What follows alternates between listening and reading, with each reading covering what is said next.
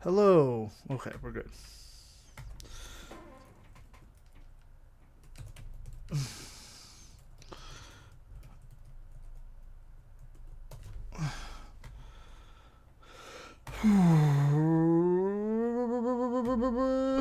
Oh man.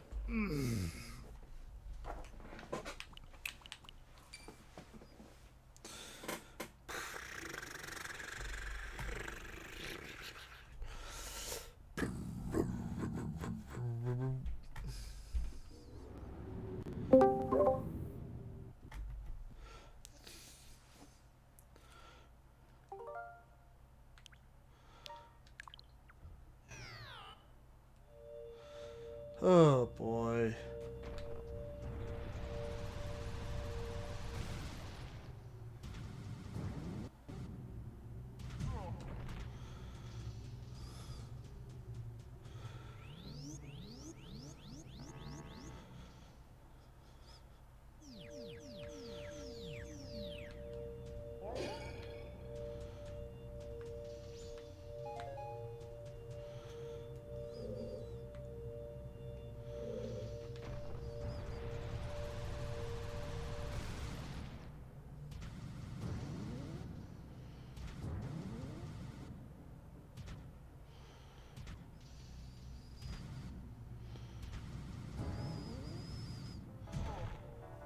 Hmm.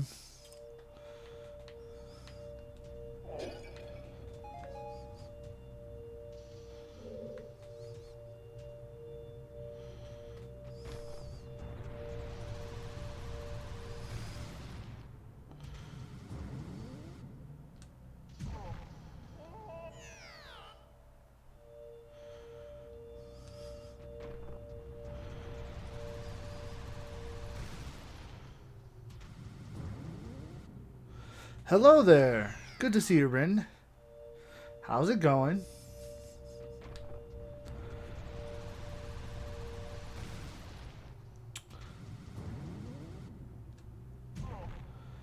Ugh. Another day, my friend. Me? Oh, I've actually had a pretty good couple days off. I took Halloween off and today off, so I feel pretty well rested. So it's been kind of nice. Been listening to an audiobook most of the day, so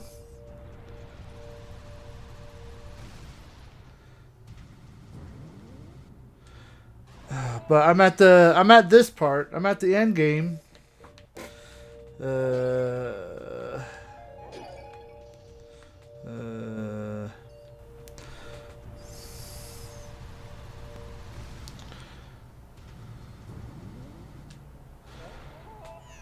nice.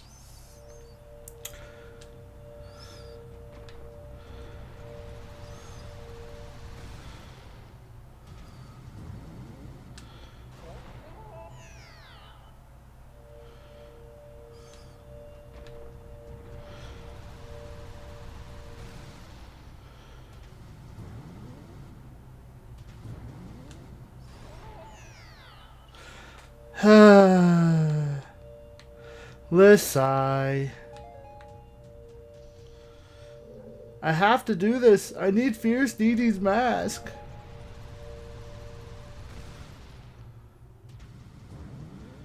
I don't remember this part being this difficult. Was I better or was it always this difficult? Am I just an old man? These are the questions that I ask.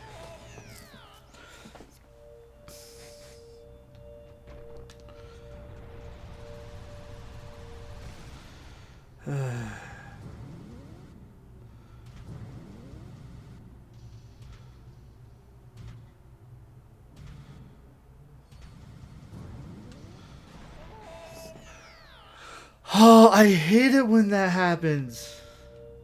That happens to me far too frequently. You never had much issue? Uh, nah, I don't know what it is. It could be, there is a slight delay when playing because it's laggy online. So that could mess me up. But you haven't beat the game in a while? Uh, stupid.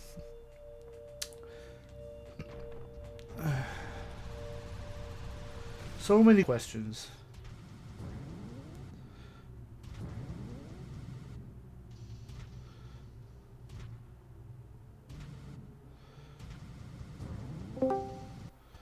Hello. Alright. Last time I was stupid and I accidentally ran into the platform there.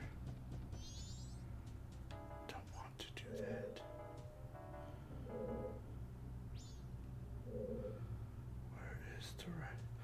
Look, I don't even want. I don't even want the heart piece in this area. I just want to finish this area. Also, can you hear me? Are you working? 1 second. Let me check the settings real quick. Sometimes when I plug my Yeti in, it decides to disconnect and reset my settings, so I have to reset it, and it's kind of stupid. But do do do do do do do do do do do do. What is?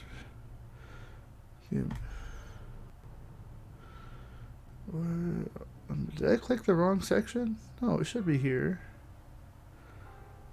I don't want. What the? What the? Yeah, I think it's an issue through Discord. My it's just a stupid thing that happens every now and then. So I don't know why it happens. Again, I plug it in and all of a sudden it just re-switches everything up. Server settings, and then I need to go to voice settings. Why isn't it working? Where's voice settings? Why aren't they there? What the? What is going on?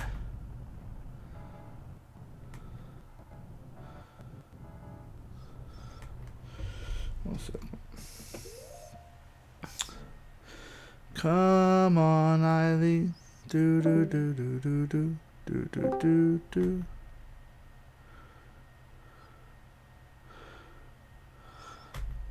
No, I know what happened. So, like I said, it disconnected. There it is. I found it. Yeah, my speakers are not my Yeti microphone. I don't know why it does that. Alright, you should be good now. Hello? Hello. How's it going? It's going good. It's going good. And Ren, I think you forget that you're a god at this game. And hello. How you doing, Ren?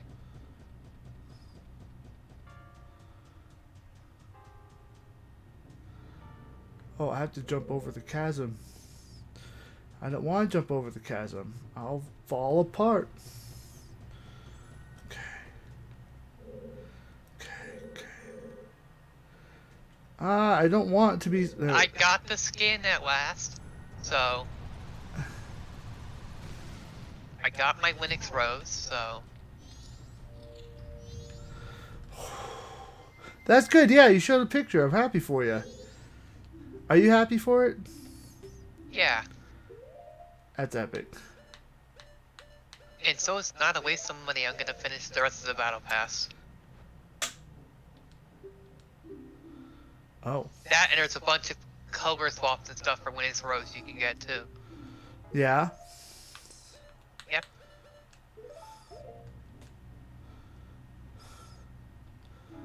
Well, there you go.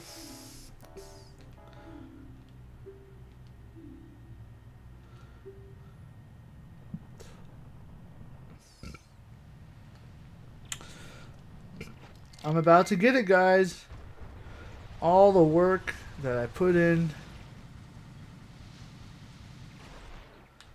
Alright. If you got it all done in just 10 minutes, This could have been on the last stream.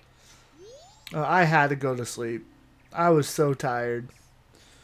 Look, think about it. I streamed 3 days in a row, and then after I streamed 3 days in a row, and I worked 3 12-hour days in a row on top of that. I was tired. How was your Halloween dinner and stuff?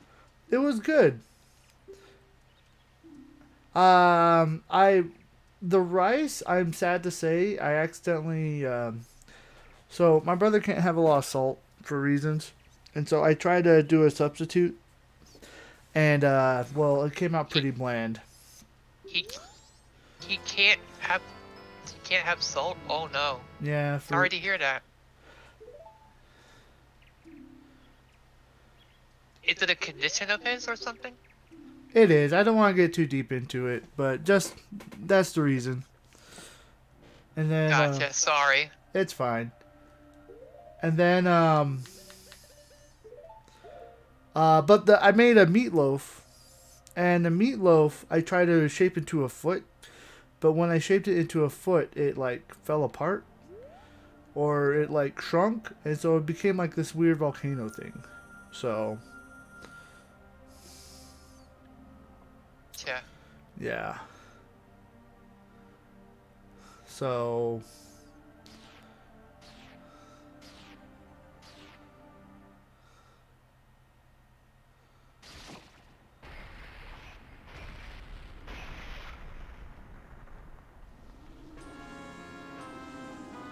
look, guys, it's Majora's Mask.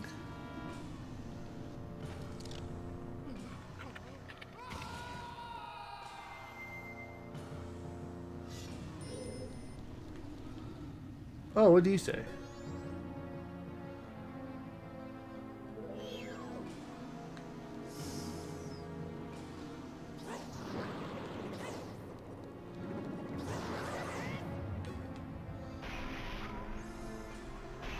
Let's go! Look, this is like one of the few games where, yeah, you could arbitrarily make it more difficult, but where's the fun in that? There's a lot of fun in that. What are you saying? No, not. This is like, yeah, this is a game where it's more fun to get to use the Fierce Deities mask than it is to not. It feels like a cheat code. I killed all the masks. Wow. Look, I'm not even getting hurt.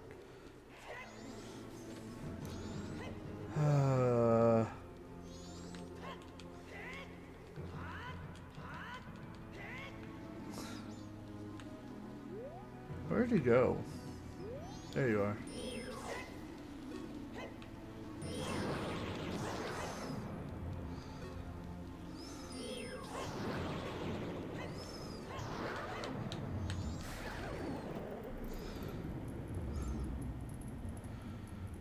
I won, guys. I'm so good. There's the second phase. What I are you know. talking about? I have to say, this is really creepy.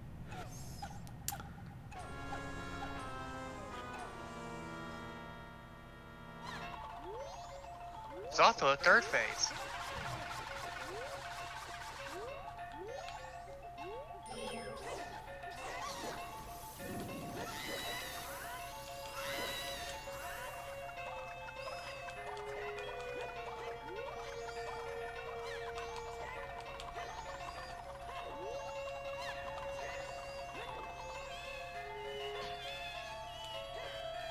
Hey, thank you for the arrows.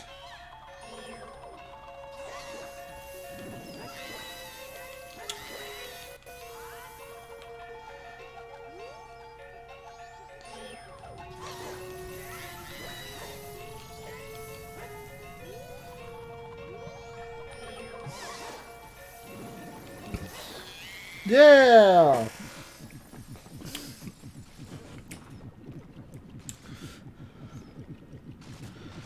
Now he's going to get buff.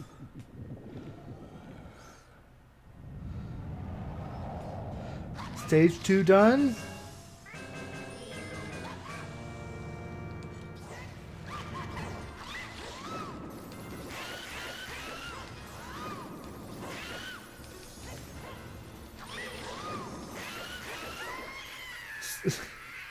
Totally worth it.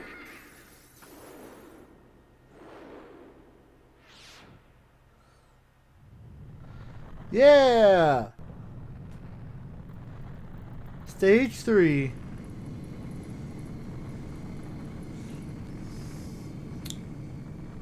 Thank you, Rin. Thank you. And now, for ultimate satisfaction, I have to beat all the After this, I'm going to beat all the bosses in an arbitrary challenge, and using the Fierce Deities mask.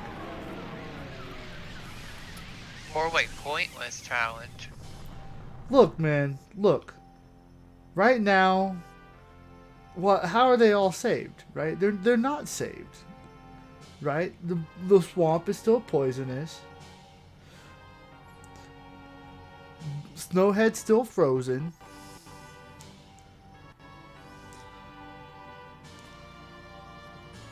Or you're just trying to make up an excuse to play the game more. I was planning on this at the beginning. Also, I don't think anyone else has tried to play the.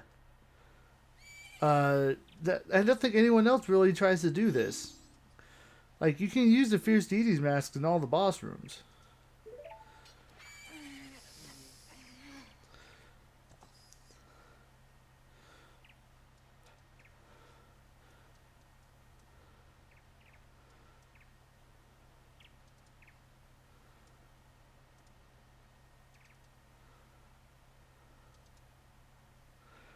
Why are giants friends with the Skull Kid?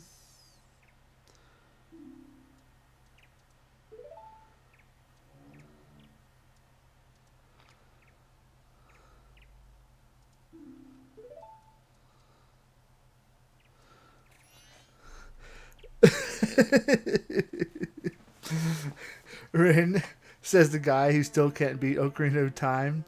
Remember that thing I said about you not having an opinion until you beat the games yourself? I said played the games myself. There's a difference.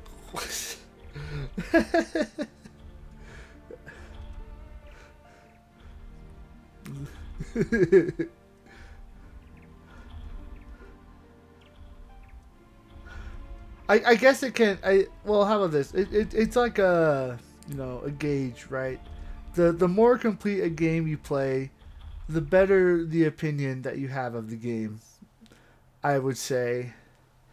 So, did you save me?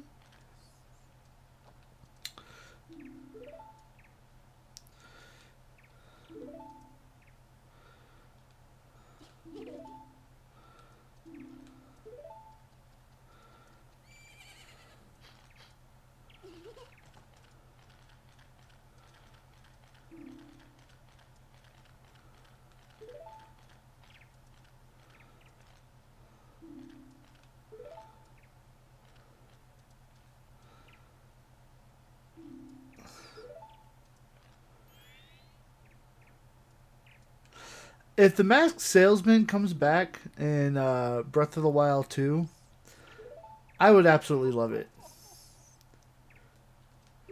He would. Why would he be back? I don't know. They probably wouldn't. Rin throwing some more shade. Wait. For the record, I got killed by more than Skulltulas, okay?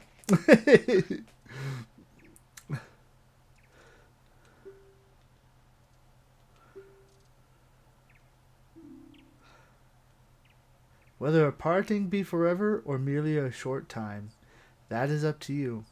That's kind of a deep quote. With that, please excuse me.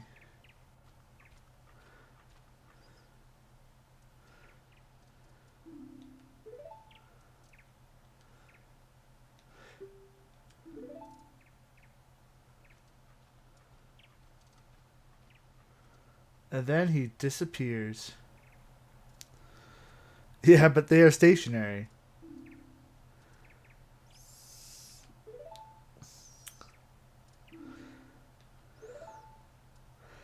Once you get the bow and arrow, they're a lot easier. Actually, the boomerang helps a lot too. Kind of depends on how you want to, what strategy you want to go for. Deku Nuts, they'll stun them. Like, they flip around, stun them, and then you can hit them from there with the Deku Nut, and then you have an easy shot. Hook shot is the best because you go. I didn't have like a lot of those things though, That, and I couldn't figure out a way to get it to turn around. you just have to wait. That's how. Hook shot. Hook shot's the best because you don't waste resources and it kills them instantly like the bow and arrow does. Hook shot is actually pretty good. The only downside is that if you miss, you have to wait for it to retract. Patiency. I think Rin is spelling patiency.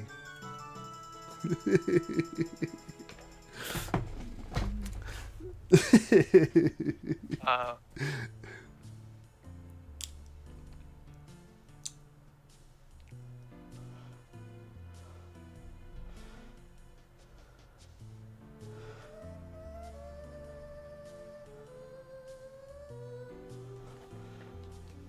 I don't think it will let me skip this, will it? No.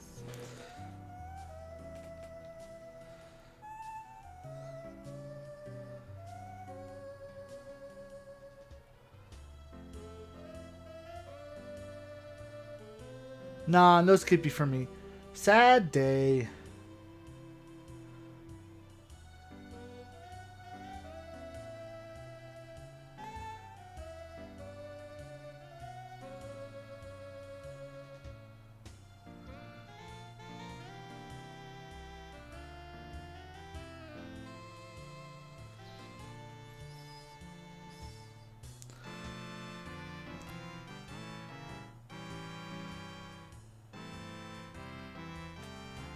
I like the jazz. No, jazz is so underrated. long as it's not country, I'm fine for the most part. Have you? I'm assuming you've listened to too much country. Yep. Same here. What? Perk of living in Texas. Yeah. Same thing happened to me in South Carolina. Now what's happening though is I'm starting to dislike hip hop. Like because it all sounds the same for the most part. So skip. Skip. Look, they're doing the dance. They're dancing for 4 minutes like I did. Ah, it's the guard that was watching them the first time.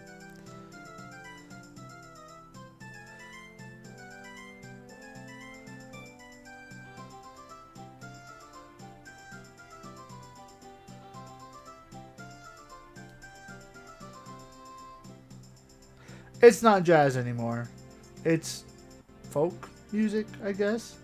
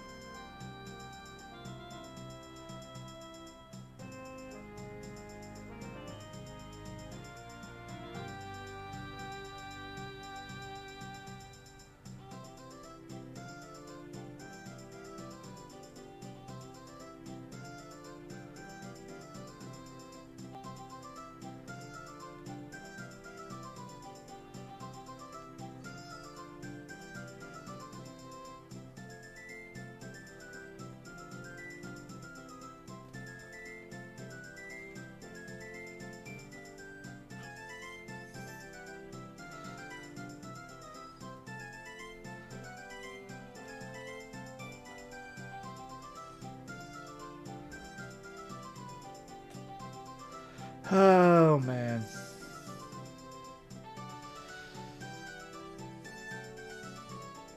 The end of the song, the end of this is not as good as the end of Ocarina of Time. I'll just flat out say that.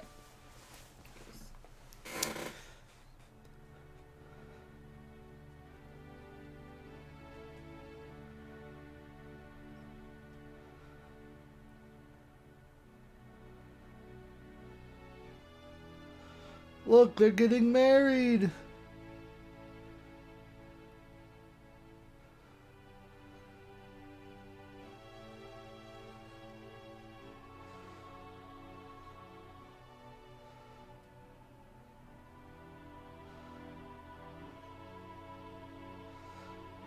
Was Tingle allowed at the wedding?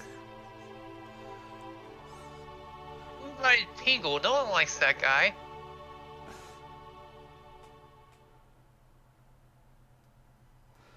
This is sad. Because this implies that that is the butler's son. Which also implies that Skull Kid basically killed him. Which is very sad.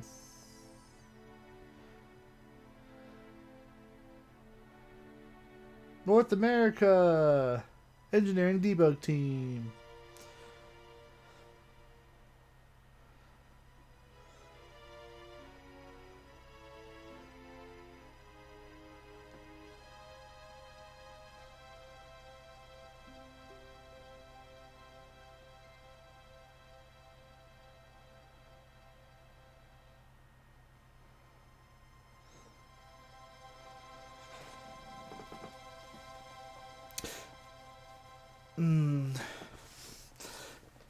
It could be worse. They could put the credits at the beginning of the game, like they used to do with movies. Oh, yeah.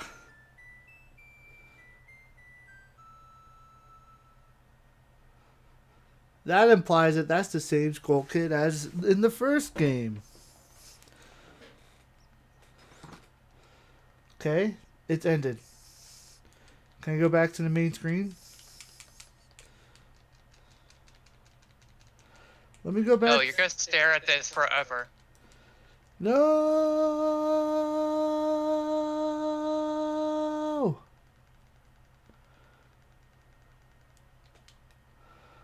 Yes.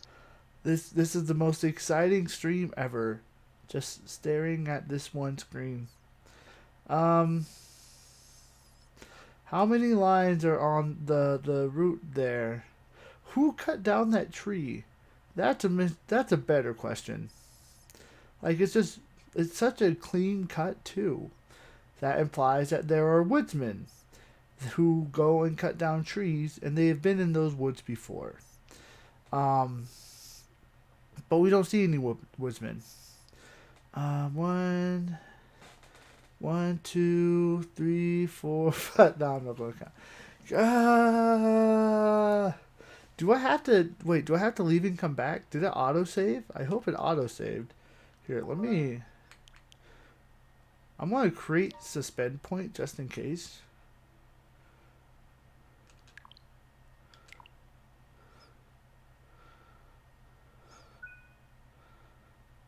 Alright, if I say reset game.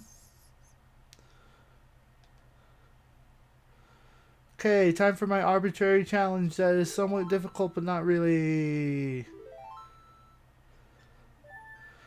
Looks like it.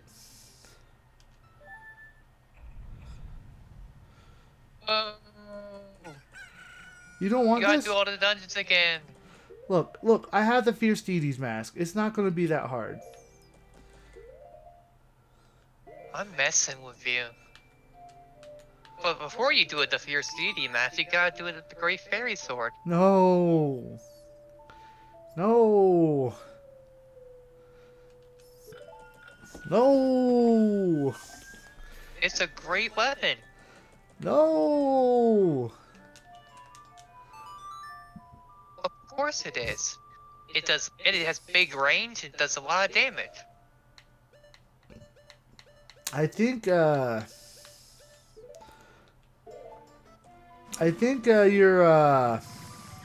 preaching false doctrine right now. It's bigger than the regular sword and does good damage. It's just awkward to use. Alright. And I still have all that all my masks. Look at that.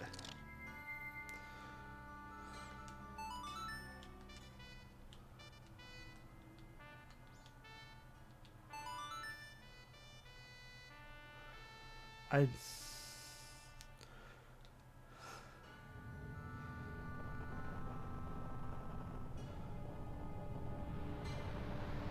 think the only downside to this is that I'm gonna have to play through the cutscene at the end again. Sadly.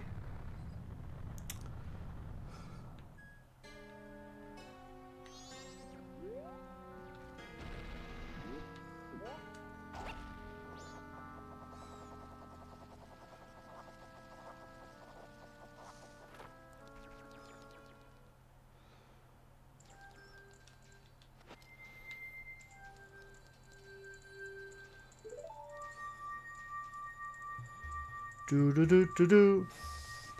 Again, this challenge is going to be fairly easy. Georg will be kind of difficult, but it's really twin mold that's the challenge.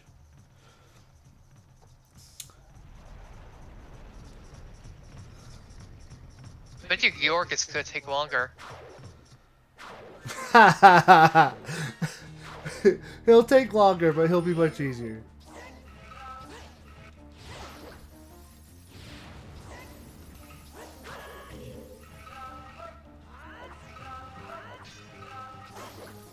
I wish you get bodied by this boss first. What were you saying? I think I didn't catch that by the screams of the boss dying.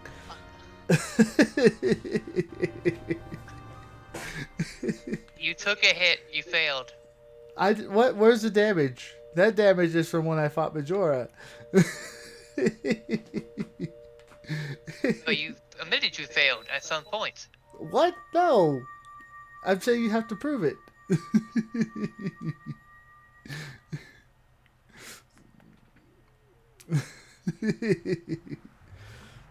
Look, guys, I saved Woodfall.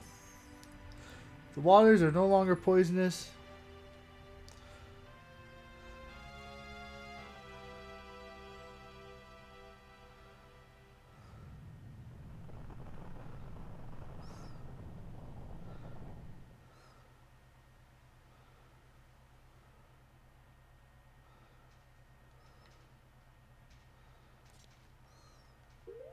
Who knows? We might even get some Smash Bros in today.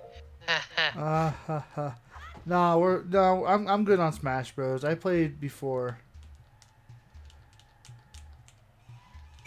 You're a terrible liar. Okay, we finished. We're moving on Smash Bros.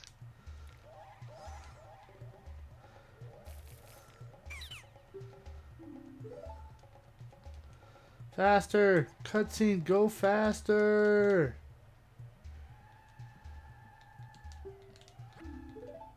Ho ho ho!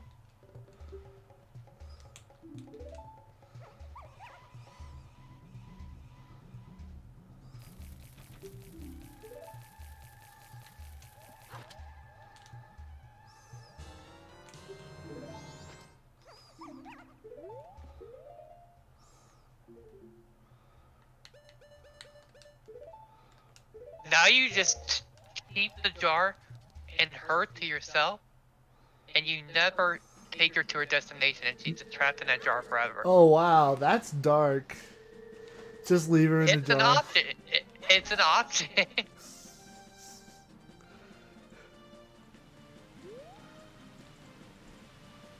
Hey, well, maybe one thing I could do while I wait for... maybe... Ooh, there's a nice little... there's a fun cutscene. Right before... Not Pichu, I'm not interested. I'm kidding. Oh. If you come here on the third day... when, before the moon crashes, there's a really disturbing cutscene. And if I get done in time, I'll probably see if I can show it. Just tell me what it is. They burn the monkey. They actually cooked the monkey alive. It's actually really disturbing.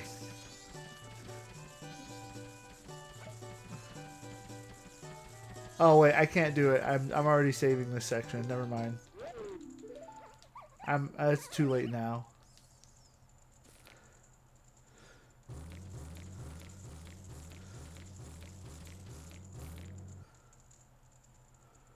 If looks could kill. What's the butler doing? Why is he jumping?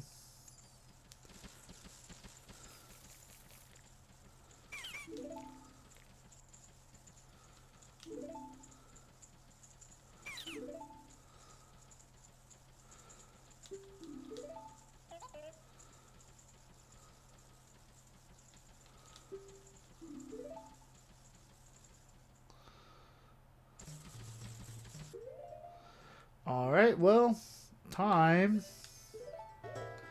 Goodbye. Alright, 1 down, 3 to go.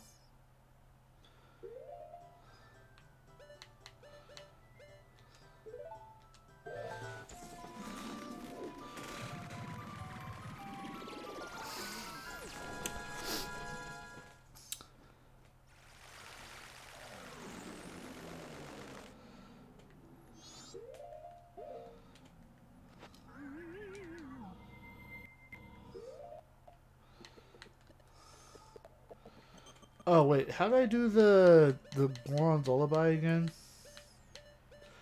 A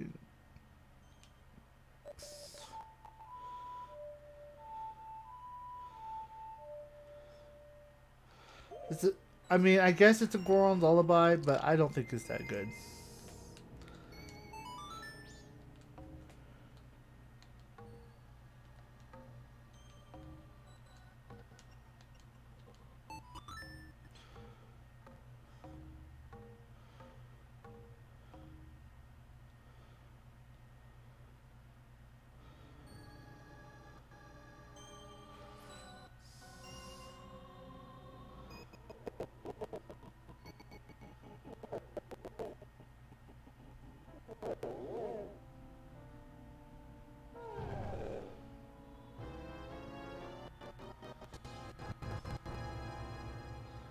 Bye, dead Goron.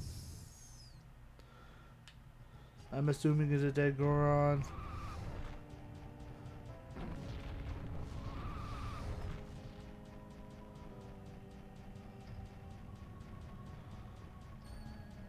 Timing!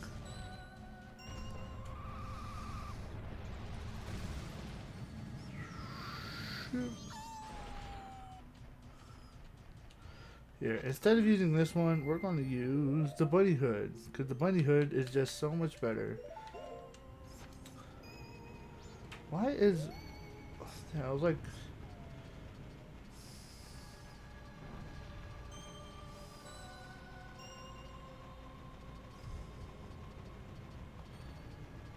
Okay. You're gonna die. No! I can't die. Oh, well, maybe I will.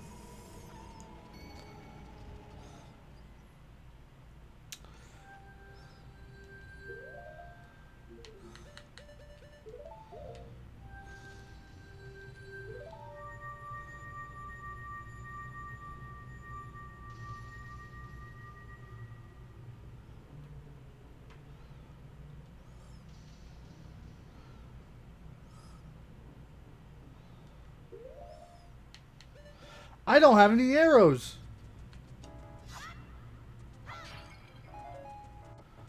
Oh, You don't need freak. arrows. You don't need arrows. Oh, freak. Okay, we're good. I have arrows now. I do need arrows. No, you don't. You just use the laser. The The sword laser. I guess we can see if that melts it. I don't think it does. No, it doesn't. It doesn't.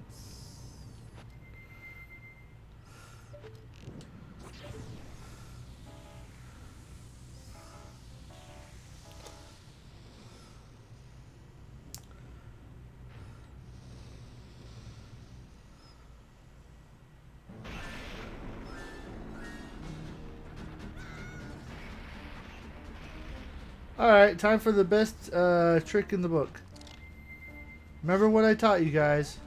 Stand in the corner and then wait. That's not exciting. You stink. You're making it take longer. You want me to rush around for him? Yes. Oh. That didn't quite work the way that I thought it was going to. Okay, it's all about timing. I just have to be smart, right? She'll be coming around soon. She'll be coming around the mountain when she comes. Oh, I think she's switched. Be coming around the mountain when he comes. Oh, I don't know which way he's coming from.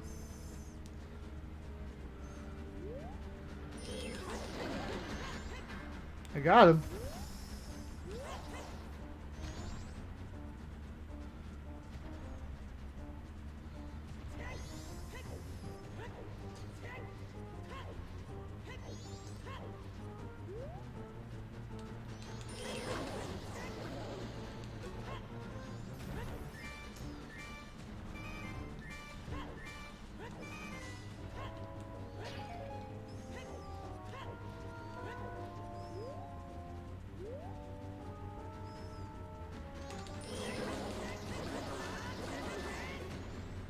Aha!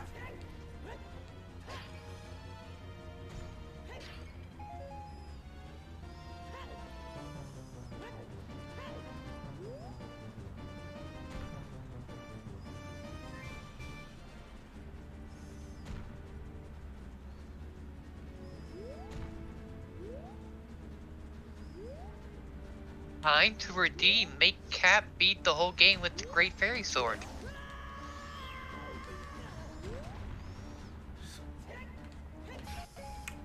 Time to redeem that. No. No. Yeah. Look, I'm already technically kind of doing it here.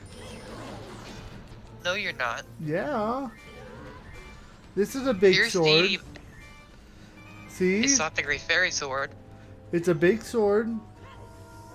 It's an inferior sword. It's bigger than the Great Fairy Sword.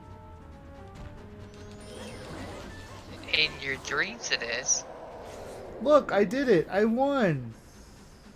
But it wasn't the Great Fairy Sword. But it was the Fierce Deity's sword. We all know we want to see you beat the game with just the Great Fairy Sword. I don't know if that's true. I feel like that's false. That's what everybody wants to see. No. It is, because I'm probably the only one in the stream right now.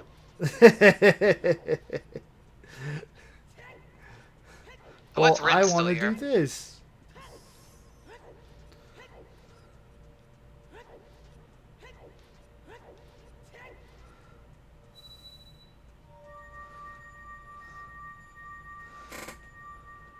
Rin, like, what am I? Chopped liver?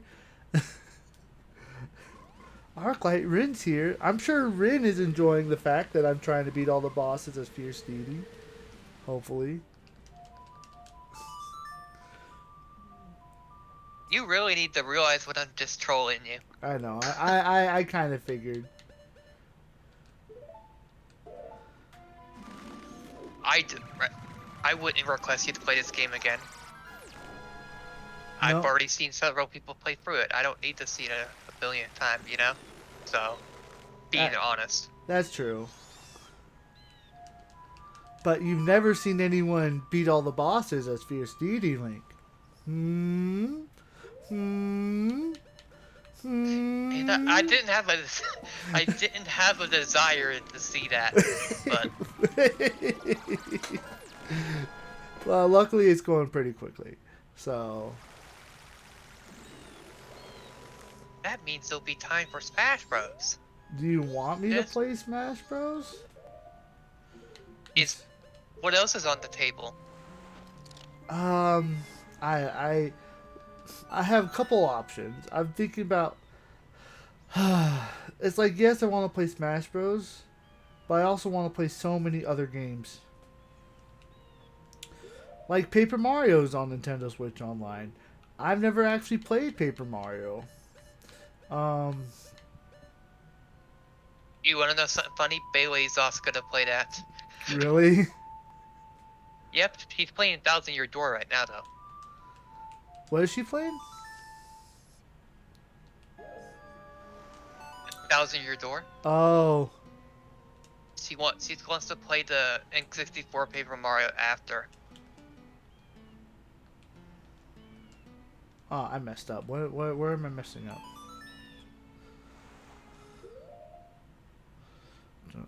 Oh, that's where I'm messing up. I'm. Oh, did you see my write up, basically, of the arcade mode and multiverses? Yeah, in the short, you told me it was pretty boring. Like, there's no dialogue. It's just kind of a rote. This happens here. Like, even Yeah, like, like, yeah. go ahead. I would like. You're that's actually dissuaded me pretty hard. So I probably won't try it out. It's not even like Smash. Like, you know, Smash Classic mode has an engine portrait that appears on the screen that says "Congratulations" with a portrait. Yeah, It doesn't even have that, or a unique boss. that's a pretty. I don't know. The boss is just Rain Dog that gets different passive buffs. Like he can turn giant, he can get super armor and glow red and other things. Yeah, That's it. That's it. That's all it is. yeah. I thought they would have like. I was hoping at least maybe like a an ending screen that like showed some type of story or some connecting thread, you know, kind of like in Mortal Kombat arcade modes or Street Fighter arcade modes, where it's not actual true story, but they're like this one character fought valiantly and was able to save their city and whatever. So I thought that would have been interesting. Yeah, it was. I would actually say Nickelodeon All Stars Brawls is better because at least they have some kind of dialogue, even though they make no sense. They're out of context. They Wow. don't need to be there. Wow. Because Nickelodeon All Stars Brawl, at least they had jokes, quotes from the show that they randomly say. Yeah. Like SpongeBob says, licking doorknobs is illegal on other planets. Yeah.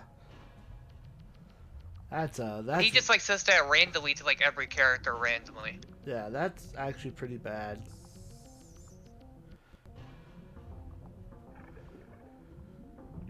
And Korra is just 90% of the time, it's just like, I'm the avatar, deal with it.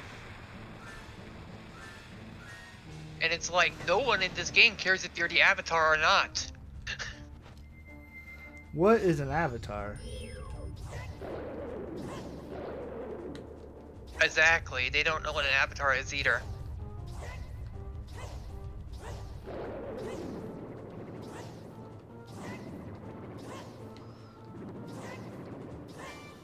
It worked the first time. Why aren't you hitting?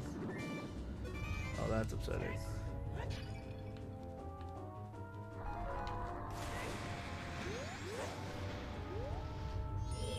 Even at Fierce Deity, you're annoying.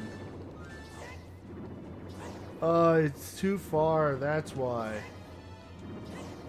It's disappearing right before him.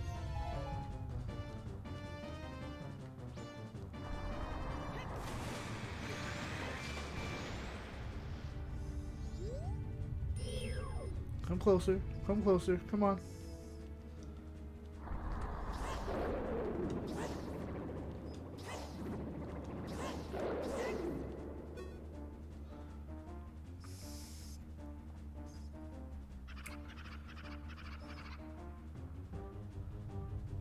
Why are you over there?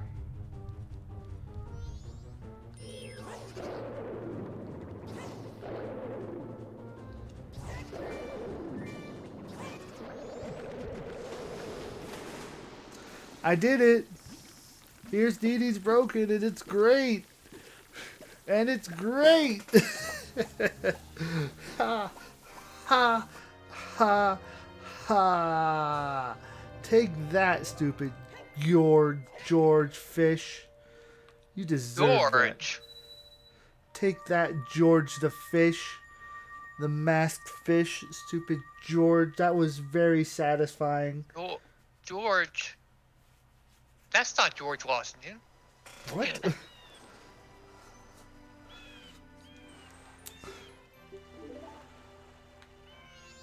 Who? I like that turtle though. I do like that turtle too. Turtle, come back. Alright. Oh, I still gotta do that block puzzle one more time. No. This is the worst.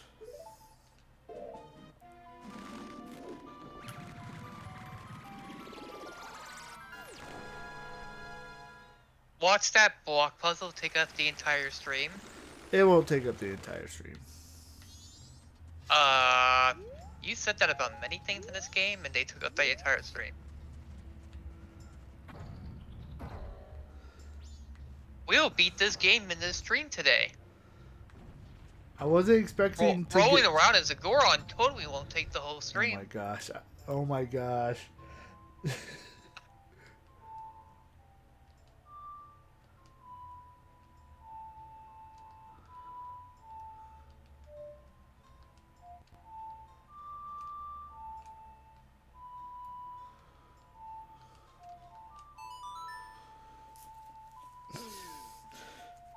And then I do it in 10 minutes on this stream. I actually thought I was going to be stuck on that part for 10 minutes again. Not going to lie.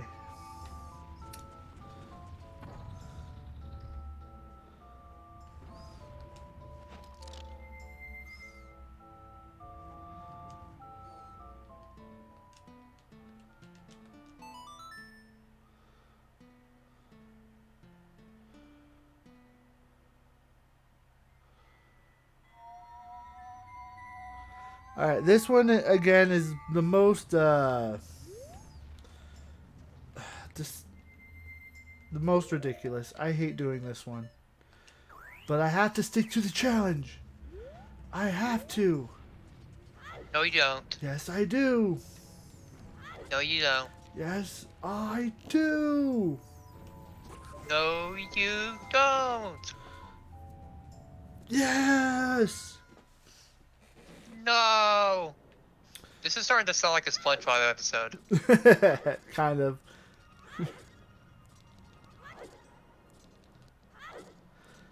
Ba ba ba ba ba ba ba ba la la la la da do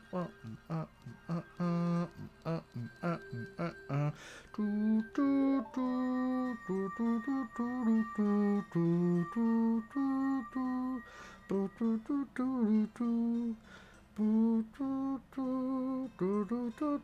do do do do.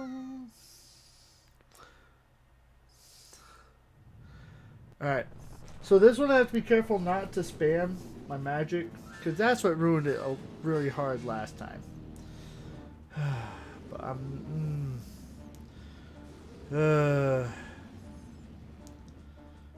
I think in the 3DS version they got rid of the ability to wear the Fierce Deity's mask in boss rooms.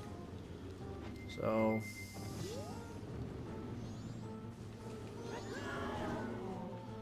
luckily this does extra damage. Oh. What the? If they removed that, if they really removed that, I could see why people called the 3DS version the inferior version. Yeah. Again, there's a lot of quality of life changes they did improve. But the stuff they removed is plain stupid. Yeah. I hope you're not right, because that sounds really stupid. I'm not saying you're not right, I'm saying I wish you weren't.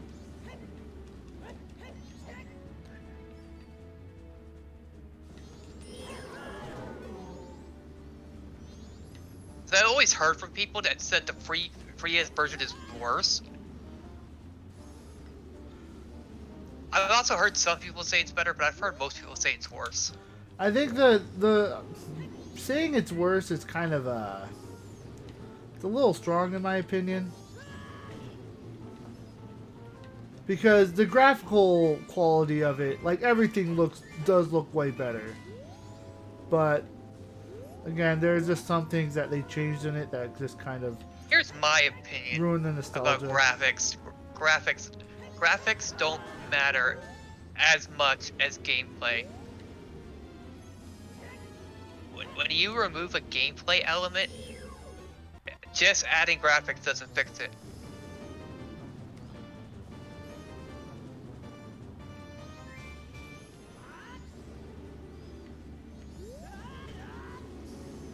Rin says, I played both, but the amount of time between the two is too big for me to know the major differences, to be honest.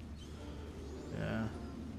Oh, I got some clarification, by the way. With Zora and the swimming, the reason why it's an issue is that the electricity did cost magic, like in this one, but the problem is that you couldn't do the super swim naturally.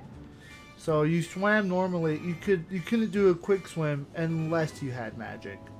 And that's kind of what ruined it. Should've, Gotcha. yeah. Sheesh.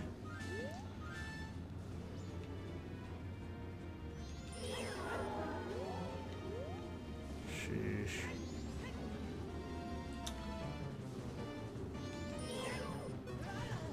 See, it's gameplay changes like that that I don't like in games, to be honest.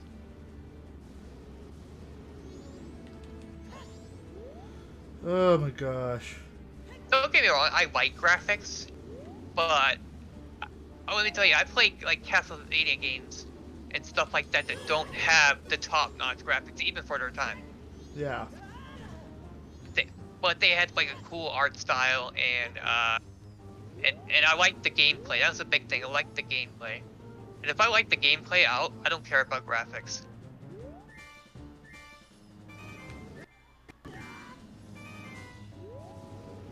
Unless it's something very unwatchable and unbearable. Yeah. But that's usually an art style and not the graphics. Yeah. It's kind of interesting though how graphics' importance has kind of gone away. Because growing up, graphics was actually a system seller. Like, being more powerful, it really changed whether you're going to be good or not.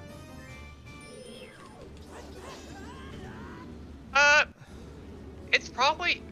Oh my gosh. A big reason is the graphics haven't increased as much in the past 4 years than they have in the past. Like, for example, look at the 3DS compared to the DS. That's a big difference. Yeah. Well, I think. But when you look at the PS4 and the PS4 Pro, for example, there is not that much of a difference. Yeah. There is a difference. There is a noticeable difference, but it's not as drastic as it used to be. How it was rapidly improved. Yeah. Leagues and beyond improving.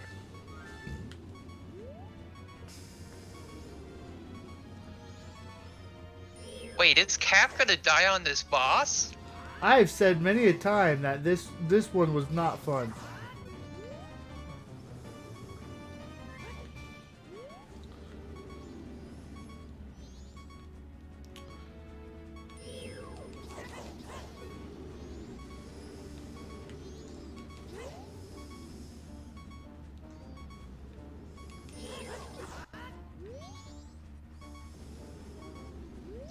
I'm getting desperate. That's why I'm using...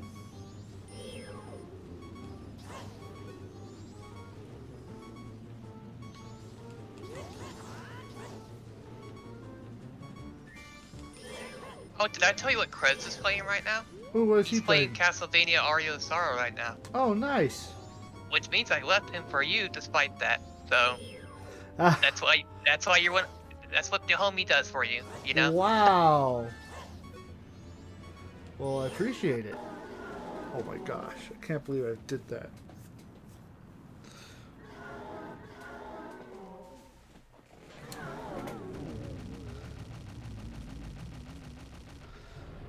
Whew. Okay.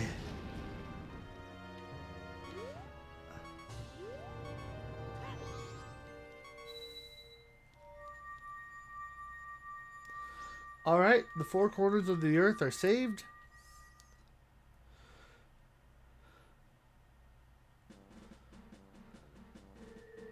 Applesauce. Zimby! How's it going?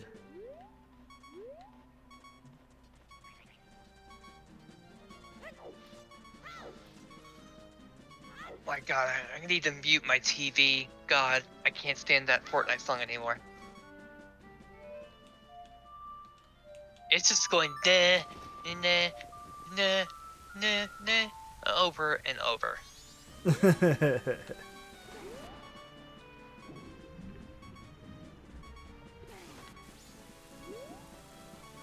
Luckily, you can get music in Fortnite, and you can switch to music on a whim. So you can change the loading screens. You can also, the picture for the loading screens. You can Yeah. also change the music and everything else. It's cool.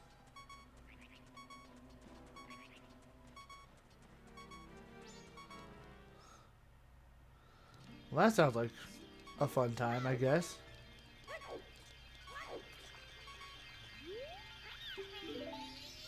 Yeah, you can change a lot of stuff in Fortnite. It's really cool. You also the guns have tons of skins that you can get. And you can equip. And the cool thing about Fortnite is, you know how most games, if you equip a skin to gun, it equips to every gun in a lot Yeah. of games, in a lot of games like Fortnite, anyways. And well, in Fortnite, you could pick what skin goes to what gun, and it could be anything you have. That is. Yeah. It also has a thing called a harvesting tool, which does some damage to enemies, but it's not better than any other weapon. Every other weapon's better, but it's there if you don't have a gun as a weapon, or if you are in close and you need something and you don't have a shot. Only have like a sniper rifle or something, then you can use it. Yeah. But um, but that's called the harvesting tool, and there's different harvesting tools you can have. Like you can have I have a katana, for example. You can have a saber, not a lightsaber. That's a separate weapon. Oh. but um, but you can have, you know, and all sorts of stuff. There's backpack items. There's a lot of customization. Basically, there's character skins. There's a lot of customization. Yeah. And right now, there's a Star Wars event going on that you get, and the weapons are Luke's green lightsaber, Luke Skywalker's, by the way, Luke Skywalker's blue lightsaber, and a Stormtrooper's blaster. Dang. The Stormtrooper's blaster can overheat, but it has unlimited ammo. And the lightsabers allow you to block bullets with it. You can dodge roll with it, and you can obviously slash with it. It's really cool. It sounds really cool. Yeah. It's actually really well done and really well thought out. I didn't give Fortnite a chance because mainly because it's the meme game. I tried it before it was a meme in 2017 when it released. Yeah. Ren said he played in the beta. I never played the beta, but basically when I played it, there was the reason I thought I instantly hated it was there was building, and I hated it. I hated building. I didn't want anything to do with it. See, Ren. See, that's why I'm saying, Ren. If you played the beta, it was way different. But anyways, it had building. I hated building. and that made me stop playing the game, and I didn't come back until recently. Yeah.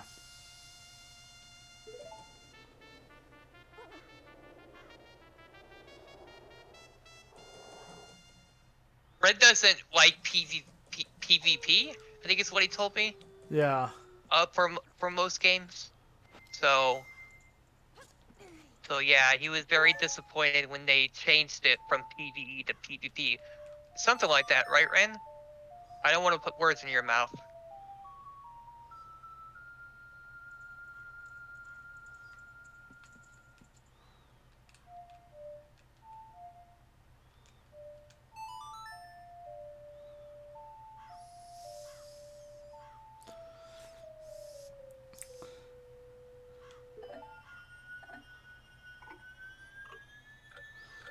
Oh, specifically Battle Royale. Okay, okay. Thanks for the clarification.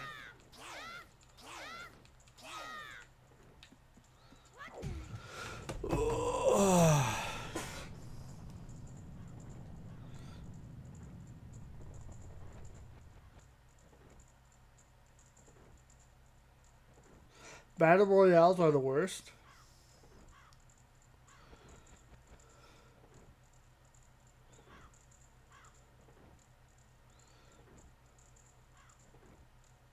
Gotcha, gotcha.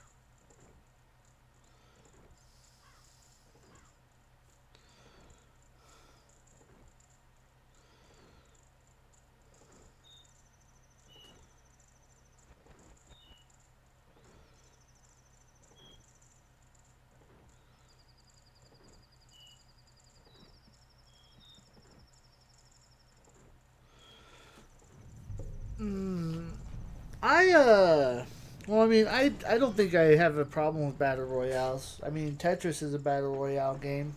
Tetris 99. And F Zero, if they ever brought it back, would be amazing as a battle royale game. No offense, Cap. There's a difference between a puzzle game and a shooter. Yeah, but I said F Zero. That's a racer game. Dude, that would be so amazing if they did that. I doubt they will though. Here's the thing with F-Zero that I had to explain to some people. Is F-Zero would not do well if it was released today. And there's one big reason why, and it's a specific game it has to compete with directly. You know what that is? Mario Kart. Yep. It has to compete directly with Mario Kart, the best-selling game on the system. That's what it Yeah, has to directly compete with. actually, I can And see that. so F-Zero is would have probably have issues. It might sell a few million copies because people have been begging it for it to get a new game for years, so it might sell a few million copies, but it definitely won't. Like it has an online mode, it'll be dead quick. Yeah. Well, it's kind of sad, but I think F Zero would cater really. I think the only way F Zero would work is if you treated it like a fighting game where you can customize your cars and everything. Kind of like what, ironically, Mario Strikers tried to do. Um, but at the same time, like it would compete with Mario Kart. But what would happen is that Mario Kart would become the casual half, and then F Zero would become the try hard half. Problem is that Nintendo doesn't really like catering to tryhards that much, so they probably wouldn't even do it even for that.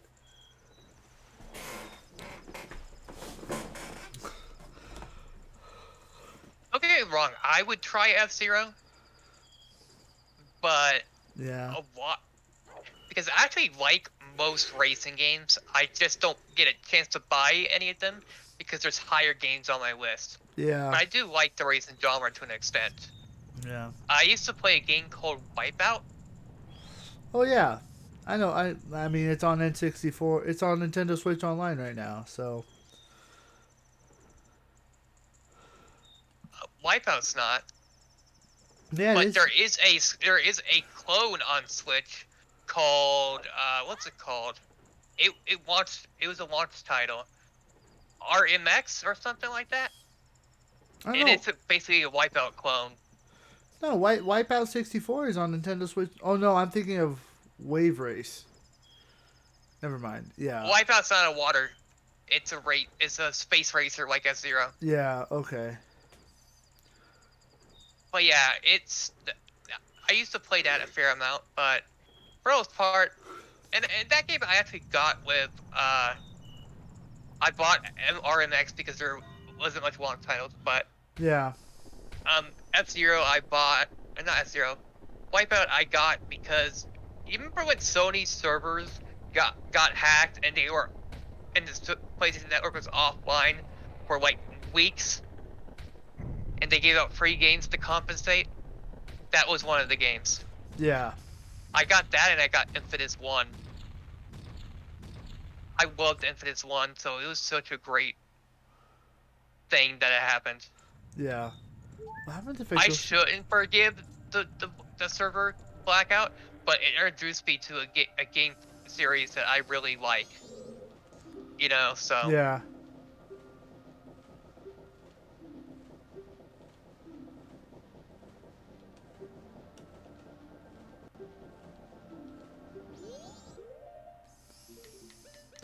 Here, let's have the Happy Mask go through all the masks real quick.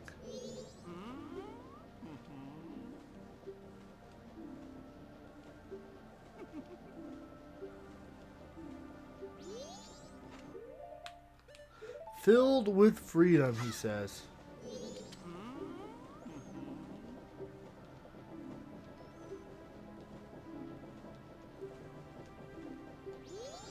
It was an expensive mask.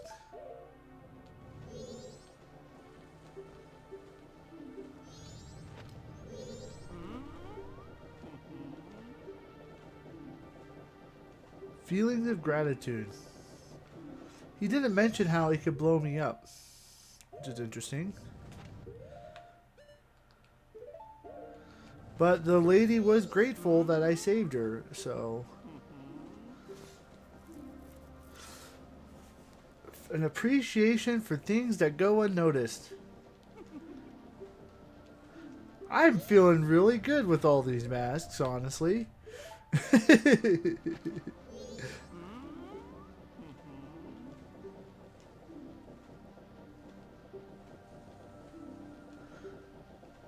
Oh, I have a rare mask. He turned down a rare mask.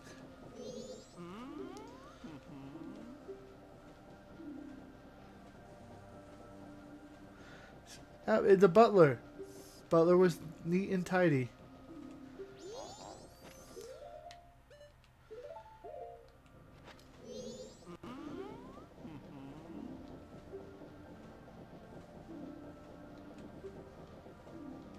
Operatic feel. Yep, the frogs.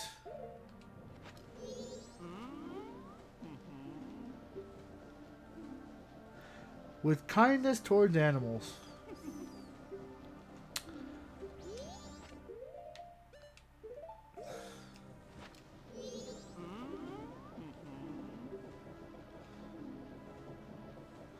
Look at that. I have the qualities of a leader. Look at that. This mask is just making me so full of self-confidence right now.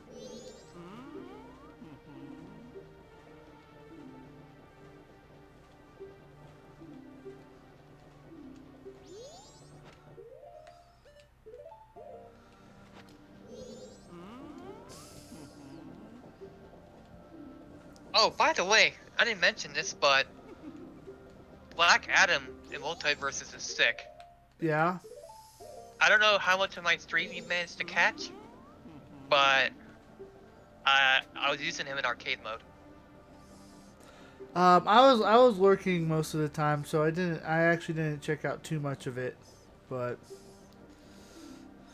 Yeah, he's unfortunately, sick. he's sick. He's sick. He's hard to play though. He's slow. He has slow frame data, and he has the most cooldowns of any character. Oh So like snap! cooldowns on moves, Yeah, he has the most moves with cooldowns in the game. And people still say he's very good, with some people saying he's broken despite all these flaws. Funny enough, he's the only slow character I've seen that's slow that can't be zoned out at all. Really? Yeah, he has a bunch of moves that deal with projectiles. So he's an anti-zoner, funny enough. The slow anti-zoner. The slow anti-zoner. That's an interesting combination there.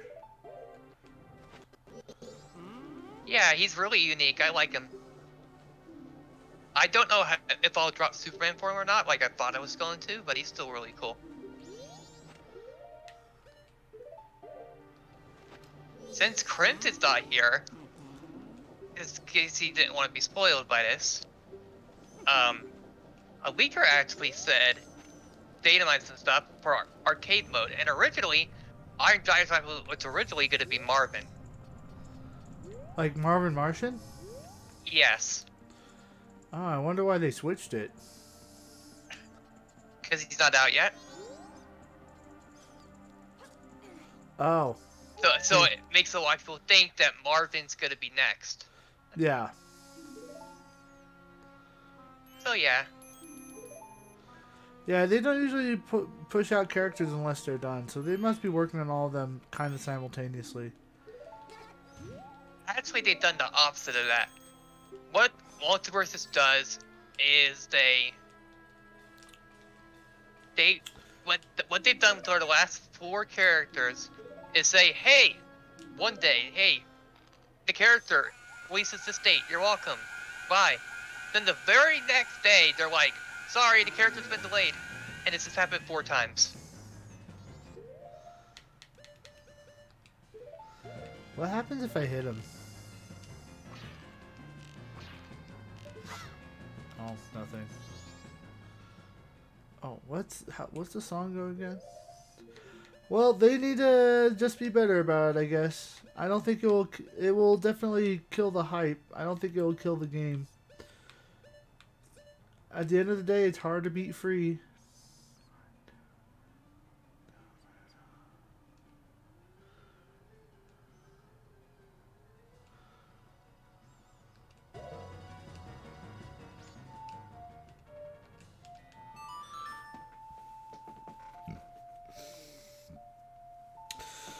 Yeah! I'm doing it, guys. I'm saving Termina. I've saved all 4 corners. I don't know. Ninjala is free and is dead. Yeah, that's true.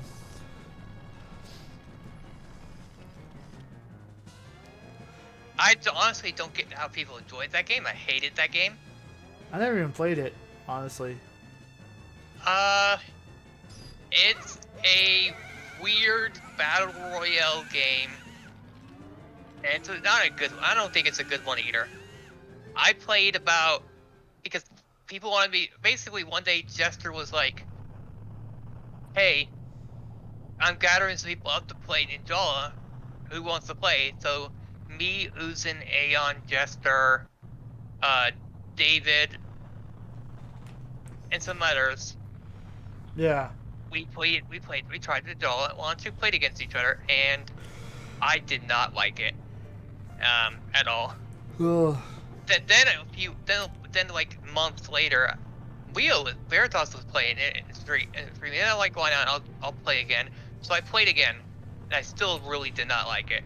Yeah. And it's basically you have a weapon. There's different weapon types, but basically you want to hit your opponent so much that you trigger a rock paper scissors, and then to kill the opponent, you have to win the rock paper scissors. So it's luck based. Oh. Yeah, that kind of ruins it. The rock paper scissors thing, I just couldn't do it. Yeah, it takes out the skill of it.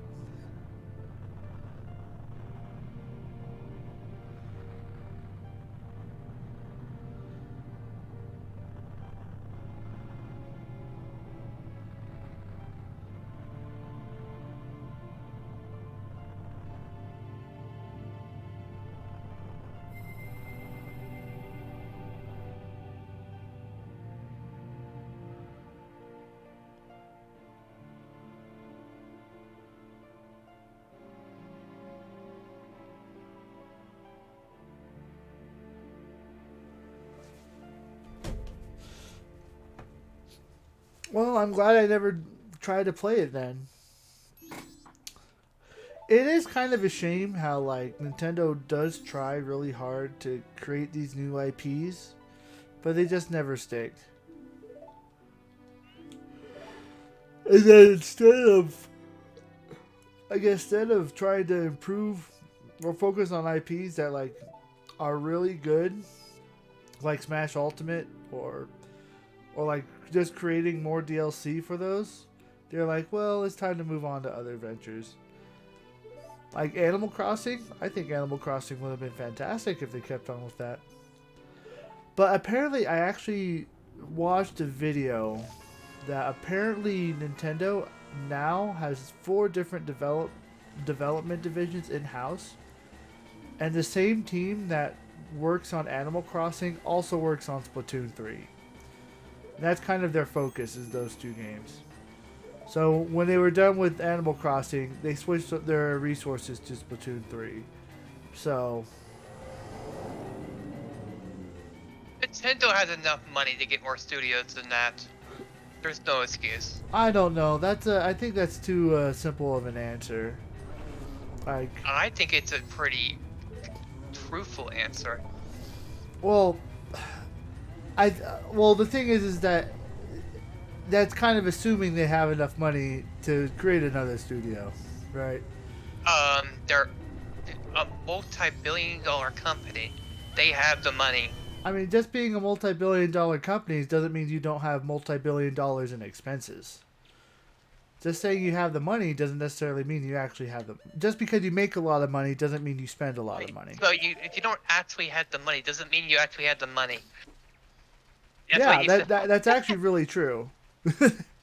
It's actually really when you start working big business, it's like this is a small thing that people don't understand. There's a difference between wealth and income. Okay, income is the amount of actual cash money you make in, like dollars amount.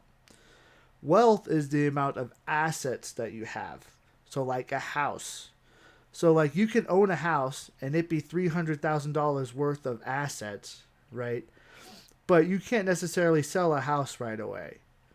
And what a lot of people don't realize is that when you have a person that's worth billions of dollars or a company that's worth billions of dollars, that doesn't necessarily mean it's just pure cash that they can just spend. A lot of that is invested into projects or into buildings or into other things that you can't just transfer from one aspect to another aspect instantaneously. Um, So, and it's very distinct and important because a lot of the internet they instantly attack without knowing that, and it actually changes quite a bit.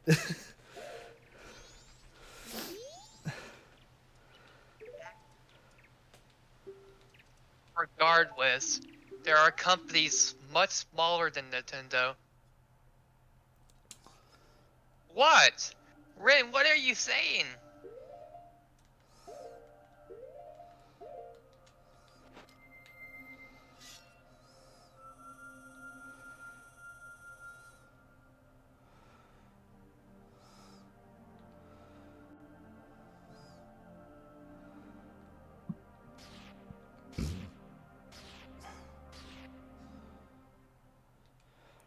That you have no idea that you have no idea how businesses work like at all.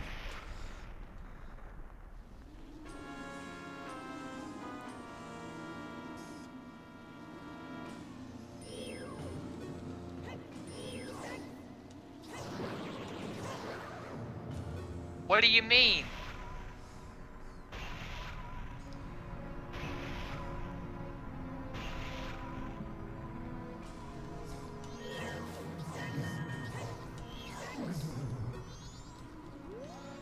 I'm not entirely. What? What was that, Cap? I'm trying to think, but I'm also fighting Majora, so I'm trying to formulate what my thoughts are. But it's There is a pause button.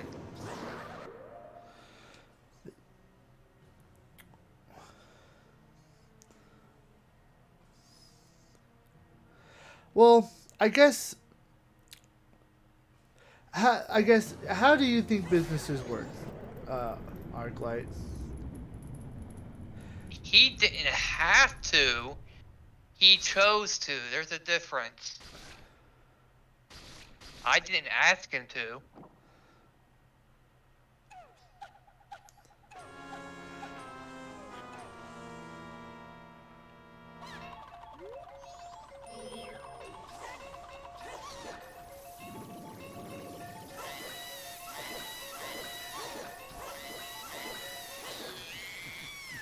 That's irrelevant. The fact is that you didn't know.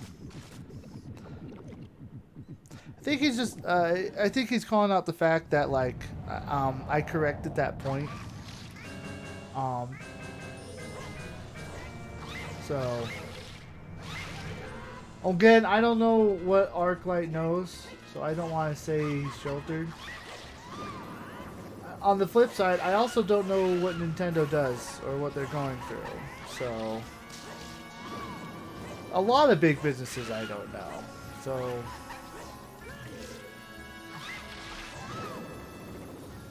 so and honestly, like, to be fair, the stuff that I explained, a lot of people get wrong too. So people who To be are honest, you more don't aware know as how much well. Nintendo makes or has either. Nintendo has what? You don't know how much money Nintendo has either. I don't. I don't either. But that's a. I still believe they have a ton of money already. If they didn't have a ton of money, they wouldn't be able to support a business like they have. That's very iffy. There's a lot of workarounds you can do as you start getting bigger and bigger. There's a lot of ways you can support a business without just saying I make a lot of money, right? Like some businesses are supported solely on stocks, right? And what are stocks? Stocks are just investments from individuals who think that the company is going to do well, not so much based on the fact that the company will actually do well. Um, so there's a lot of ways to.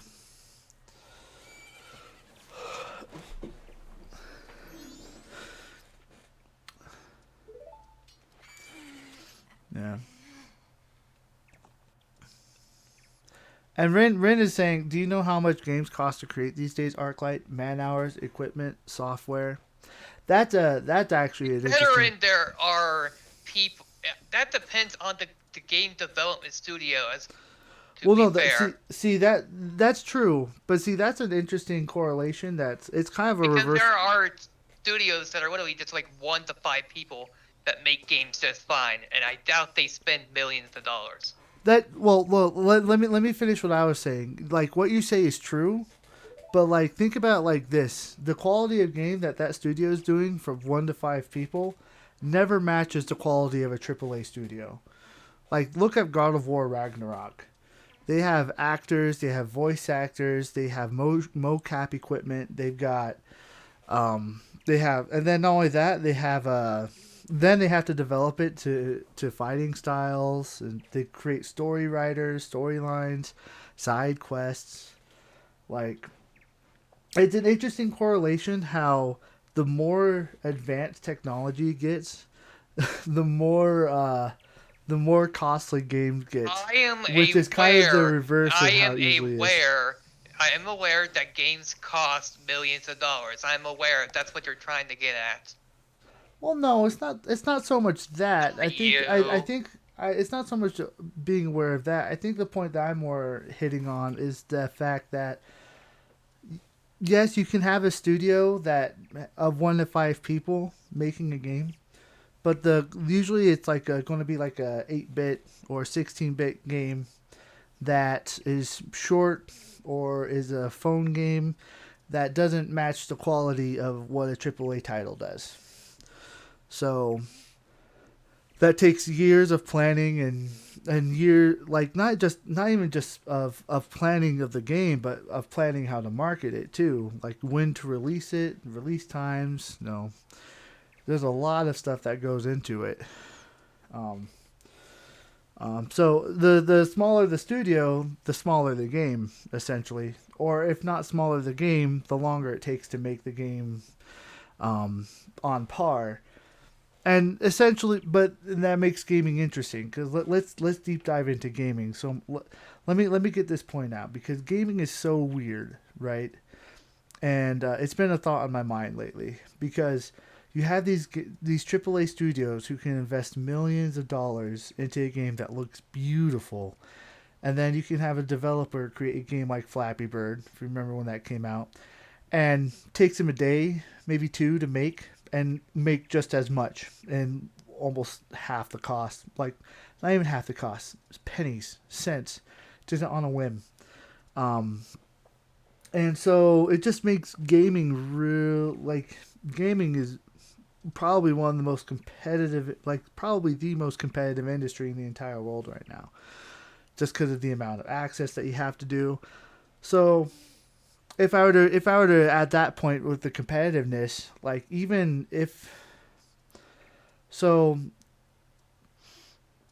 so I guess when it comes to competitiveness, I think if Nintendo had the money to make another studio, either A they would, or B they are buffing the studios that they have so that they can improve the quality of their games because that's really the only thing Nintendo has is their IP. Link, Zelda, that's what keeps them alive. Their quality is what keeps them alive. Um, so because gaming companies can't afford to make mistakes like they used to. It's not so much. It hurts a lot more than what it did before.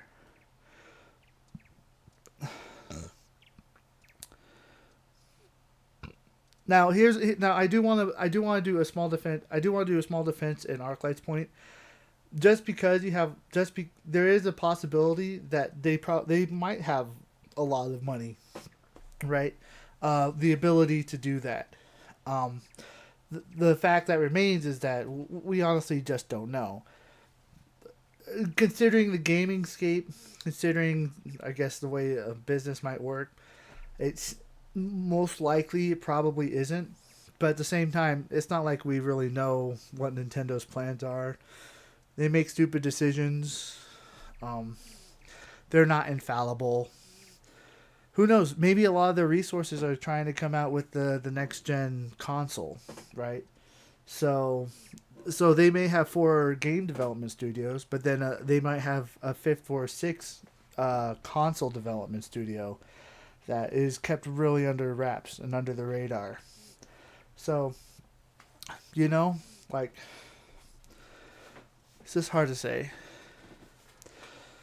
Or and Ren says, or they are buying new animation studios to make movies. Look, I'm gonna say something. That's a smart move on their part, because if you want to be, that's going to be a cash cow for them, and that's going to compete with Sony's attempt at making movies. Um, and what a cash cow is that it's basically a really solid investment into. I know what a cash cow is. Okay, I'm just making sure. I don't know. But yeah, I think that's a smart move considering they need Nintendo needs a safe influx of cash, basically, to be able to be able to continue making games. So, um, at their quality, it's just they have to do it because they can't really afford to increase the price of the game because no one will buy it. $60 seems to be the max. They don't seem to like doing DLC like other people do. Um, so they don't haven't really gone to the dark side. They have a theme park, which I don't know how it's doing, but it seems to be doing pretty well. I thought that was a good move too. Um, I don't know.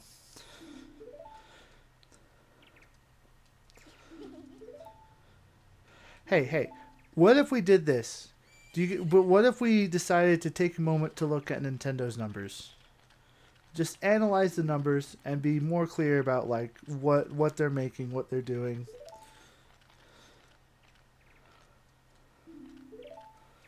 I know it may not be everyone's cup of tea, but it's what I went to school for, so I can help break it down a little bit. I'm very rusty, but that doesn't mean I don't know.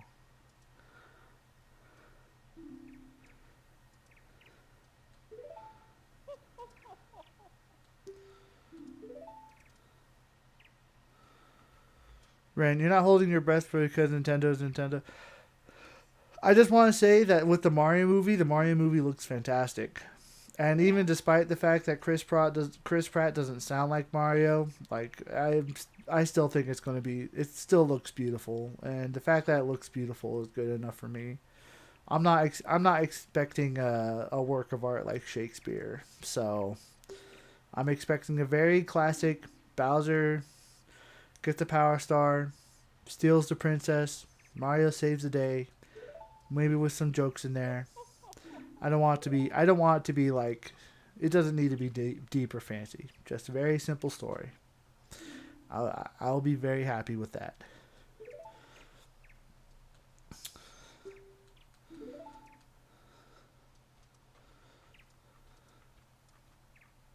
Okay, here's something though. Okay. Let's look at EA for a second. Mm-hmm. EA has put gives millions upon millions upon millions of dollars to their CEOs and other positions. So instead of putting that money towards other stuff, if Nintendo has fared better in the video game industry than EA, wouldn't they also have the money to get another studio? Is what I'm getting at.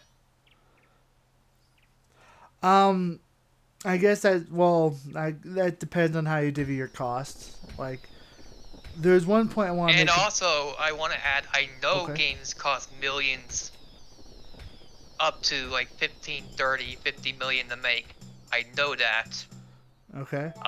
So don't act like I don't know that either. Just wanted to add that in there. Yeah. All right. So the two main points is CEOs possibly making a lot of money, which I think is somewhat a fair point, but I guess because I guess so what if the CEOs or the higher ranks decided, okay, instead of paying us a lot of money, let's instead vote revert that money to the rest of the games. The best example I guess I have to somewhat counteract that is that Ben and Jerry's back in the day, they actually tried to put a cap on how much their CEO could make. So they put at first a $300,000 cap, and when they finally got the CEO wasn't very good, and so they eventually had to keep Ben and Jerry's eventually had to keep amping up the price to get a good CEO essentially. Um, so I think that I can't. I don't think I can go much deeper into that because I think that's a different that delves more into like I guess business and political arguments about how much should CEOs be made and like billionaires make too much. But I do think that there is some truth to the matter of like CEOs are in charge of companies that have many moving parts that also are in charge of a lot of people, of millions of dollars flowing with every decision. So you do want a CEO who is good. It can't just be anybody. And to be a good CEO, it does require a level of experience. So it's kind of like the quarterback. Here's the thing, though.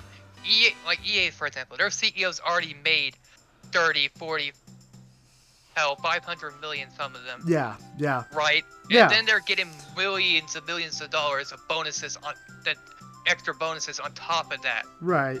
And again, like that's something that's what EA wants to do, and they're still making money despite that. And again, like that's what I mean, though. EA has the money to do that. Why doesn't Nintendo have the money to get another gaming division? If EA could have easily done it by now if they wanted to. I mean, again, like maybe they just wanted to. Well, this kind of ties into the second point: is that sometimes gaming companies aren't always as fruitful as they seem. like when the Wii U came out, they actually lost so much money that the lead executives actually had to issue a formal apology to the shareholders, and they actually took a pay cut to help make sure that the business survived. So I guess to go on top of that is that the entertainment industry is very fluid, because again, poor decisions can instantly make or break your company very fast. So I think there is a point in saying like, yeah, maybe they make too much, but it can instantly flip to where maybe they're going bankrupt. Like the Wii U, that was a span that happened almost overnight, right? So I don't think I think it's not. I don't think it's a bad point. I don't think it's as strong a point as you think it is. Um,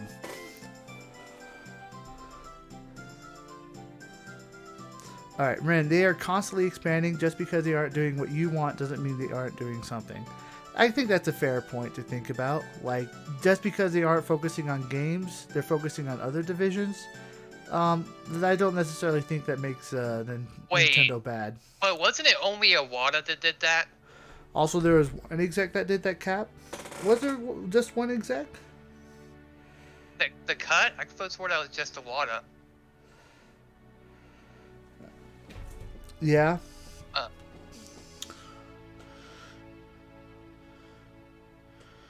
I kind of want to verify that.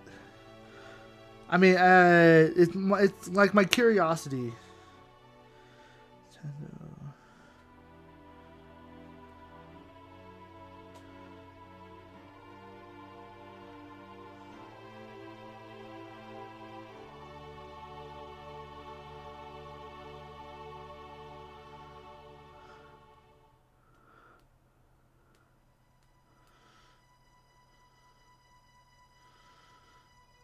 So the first article that pops up is from BBC from 2014.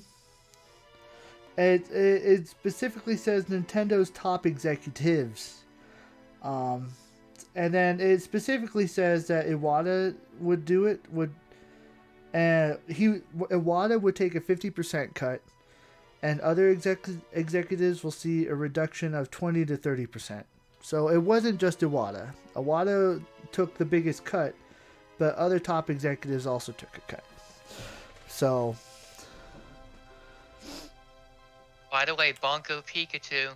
and Iwata probably announced it because he was the president of Nintendo at the time. So it just made sense that he made the formal announcement. It wouldn't have made sense that other people, like, he didn't have to say that who else was doing it and how many. So we know that more than one. It was more than just Iwata, but we don't know how many people did, and he didn't have to say more than that. Oh, you guys got me wondering. You gotta remember, everything I have learned over the years has been from the internet, and that was it. So I can only go off what I've heard. So, and I'm aware that what you hear isn't off the internet isn't always correct. Yeah. Yeah. 1 second. See, you got me. You got me curious now. Okay, we're going to start. We're going to do some research into this. Since I've beaten the game already, I've got some free time. Why not? Why not?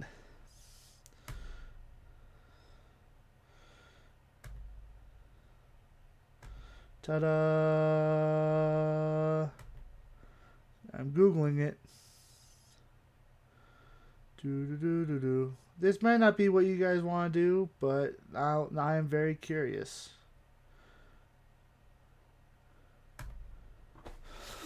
Because this could, we really don't know, honestly.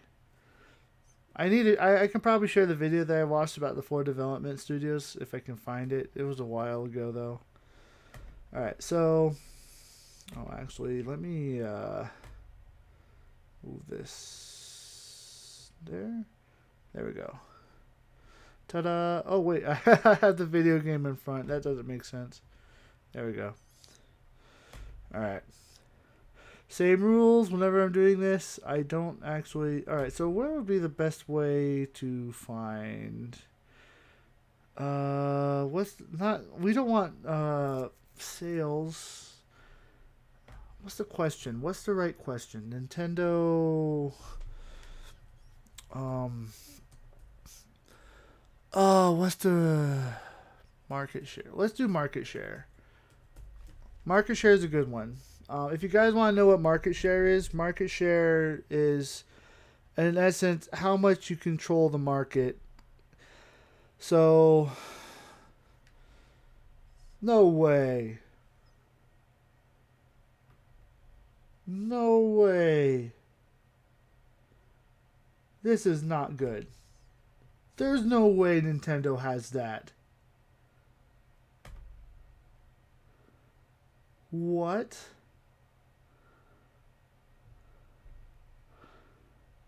Alright. Okay, what? Oh my gosh. I'm still here, by the way. Just my That, my whole arm is numb, so oh, if I seem a bit quiet, that's why. okay, that's fine. I don't believe this. Alright, so, okay, so essentially what these numbers are saying, and I might try to double check with another site, is that suppose the world, out of 100% of all the consoles in the world, right, 86% of those consoles are PlayStation.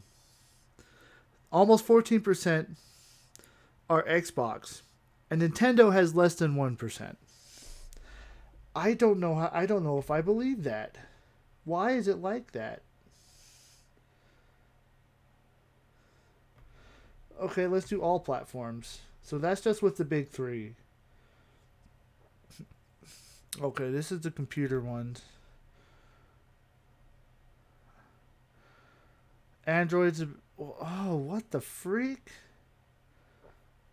Okay. Let's. How? How? There's no way Nintendo is that small. What the freak? All right. Look. Okay. First question: who is bigger, Sony or Nintendo? Who is richer? Sony is richer than Nintendo. According to a financial report by Sony, it had a revenue of $38.38 billion in 2020. Nintendo's revenue was 1.6 billion in 2021. That's not fair, because that's counting all of Sony's ventures and not just their video games. Yeah, that's true. So, I guess the more appropriate question would be, what is bigger? And and go back up. Yeah,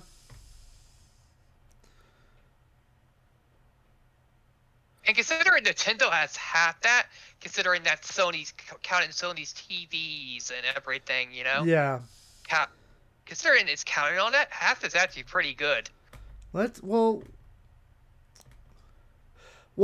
I mean, on paper it looks like so. 81.30. Like, well, that's like 81 times. That's like basically 80 times more. Um, so no. Continue. Come on. Come on, computer. No. All right, I give up. All right, here's a Ampere analysis. Okay, based in January. I don't know who this guy is. Piers Harding rolls. Gamers grew to a record high in 2021.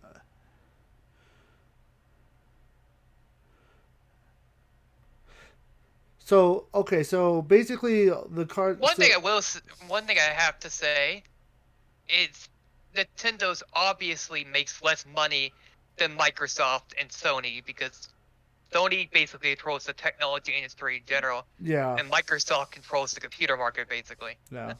All right. Okay. This makes a lot more sense. This makes a lot more sense. So this is so world market share by console company, and this is more specifically geared towards games. Um, Nintendo has 29%, Sony has 46%, and Microsoft has 25%. So, and I guess I should be more specific. This is more considered towards consoles. So, console based games. World console market share. Yeah. World console market share between hardware, software.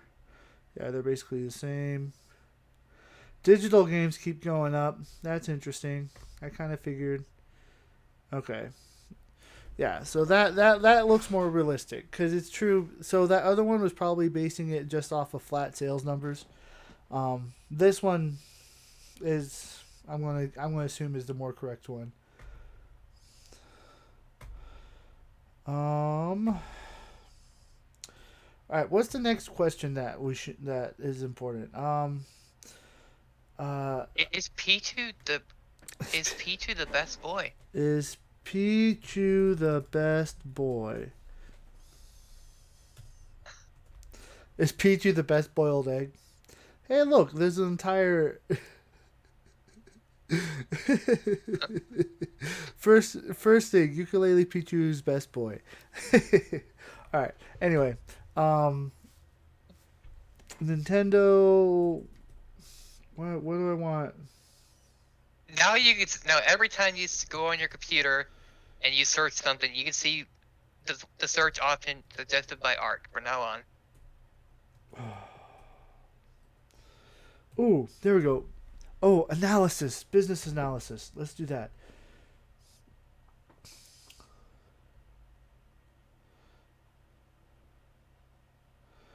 All right. So the okay. Be what's it called? I'm drawing a blank, and it's kind of stupid. What? Oh, this is perfect. A case study of Nintendo. Ooh, this is going to be good. By Zhang Jinming. All right, an independent study submitted in partial fulfillment of the requirements for the master's degree of Business Administration Graduate School of Business, CM University 2020. All right, this is good. This is going to be good. All right, Is it? this will basically share everything. Um, mostly, it's a little old, but game manufacturer to analyze the reasons still. Right, as an example, to analyze the reasons Nintendo still dominates the console game market in the 21st century. All right. Do do do do do do do.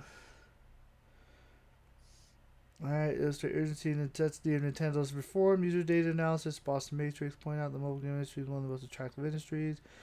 Um. All right, SWOT analysis is Oh, this. Oh, it has it in both languages. All right. All right. Okay, let's see. What do we got here? Select the topic background, research significance, research, overview of domestic and foreign research. If you guys want to know that for my senior paper in college, I had to make something like this. However, App. this is a master's. This is not a basic business. Wait, you have a degree. That's right. You have a degree in business. You said, right? Yeah, I have a degree in business, so I'm able to kind of dissect some of this. Though this is going to be more advanced, so I might not be able to get it perfectly. By the Uh way, check the chat real quick. oh snap! You did a choose my stream. Snap! What do you want me to stream? Fortnite. Are you serious? Yes. Oh my gosh. Oh my gosh.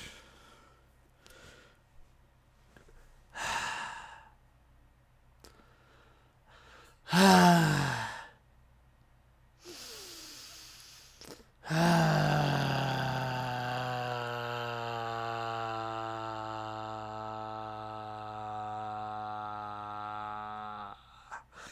going to have Fortnite in my feed. Look, what's done is done. Like, I never thought you would. Mm,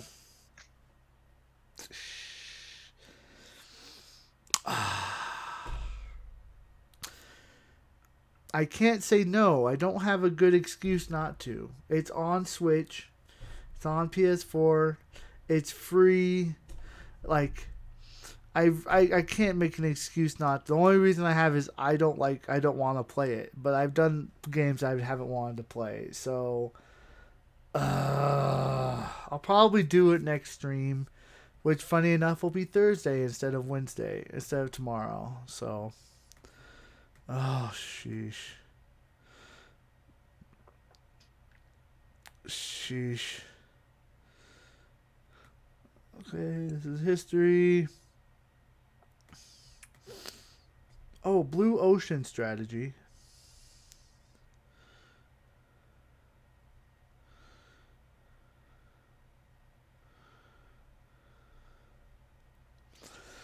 All right. So if you, this is actually kind of poignant. I saw actually a video of Reggie Fils-Aimé about Reggie Fils-Aimé explaining this. So essentially, what Nintendo likes to do, and this goes into how they develop games, how they develop consoles. Basically, what they envision is that the whole ocean is a sea of red, right? So what Nintendo tries to do is that they are looking out, they're sailing the ocean for a blue ocean. So that's why they're always so much in innovation. Is specifically just for that. Ren, this is why in my request redeem I retained veto power. uh Look, part of it. Look, I hate to say it though. Well, as much as I don't want to, a part of me wants to try, which is why I'm not like super hard set on the no. Cause it is a big game. It probably is important that I know what it's like. But ah, all right. I just want to get to the numbers of this.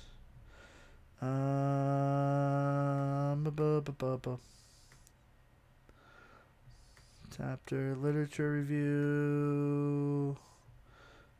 Is this going to explain the numbers? Management theory. Oh, come on. Where's the good juicy bits?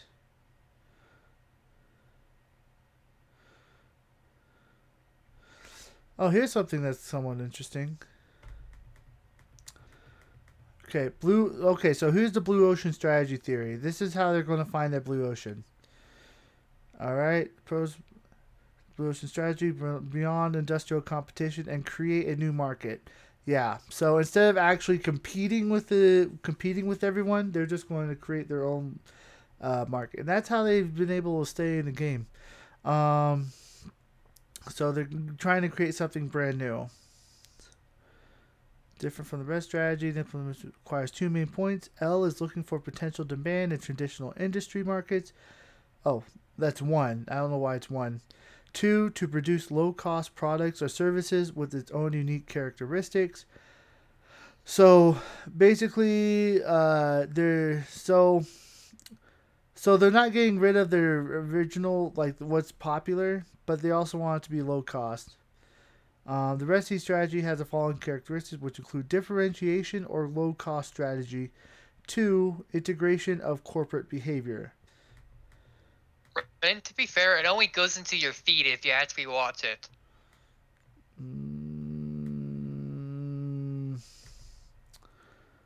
Rin, don't You leave found us. something? Oh, did Rin leave? I hope he didn't leave. Uh, oh, come on. Where is it? Theory of bilateral platform strategy. This is too. Mm.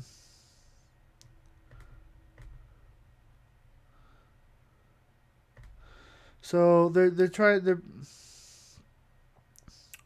Oh, here's their marketing strategy. That distribution channel refers to the acquisition of certain project or service from a producer to consumer. So transfer ownership, including producers, merchants. Marketing channels also include organizations, individuals, and the distribution channels, as well as auxiliary suppliers. Terms marketing channel.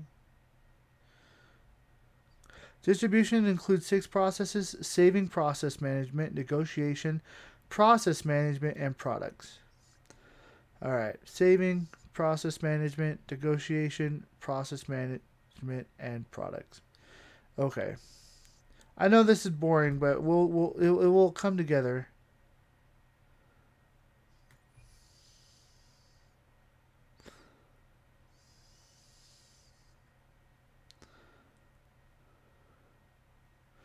Basically, this is just saying we're going to try to market as efficiently as possible, basically. So they don't like spending a lot in marketing, and when they do spend a lot, they try to make it very to the point. Oh, come on.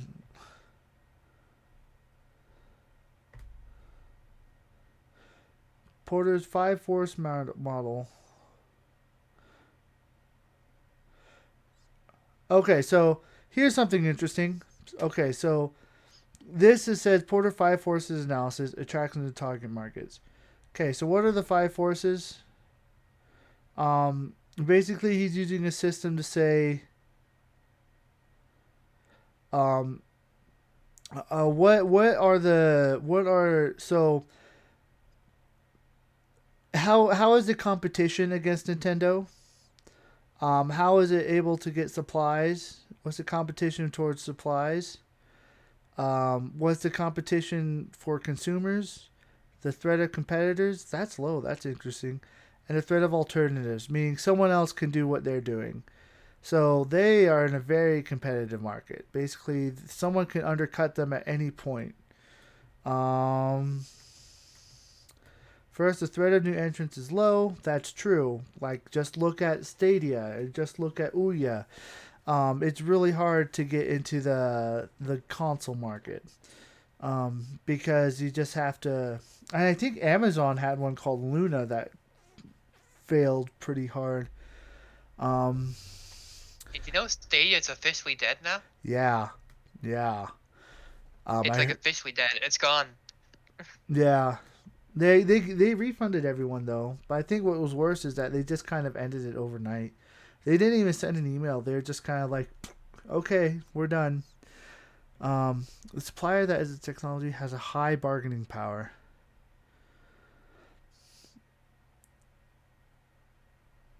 So, a technology development cost will affect the bargaining power of the industry. The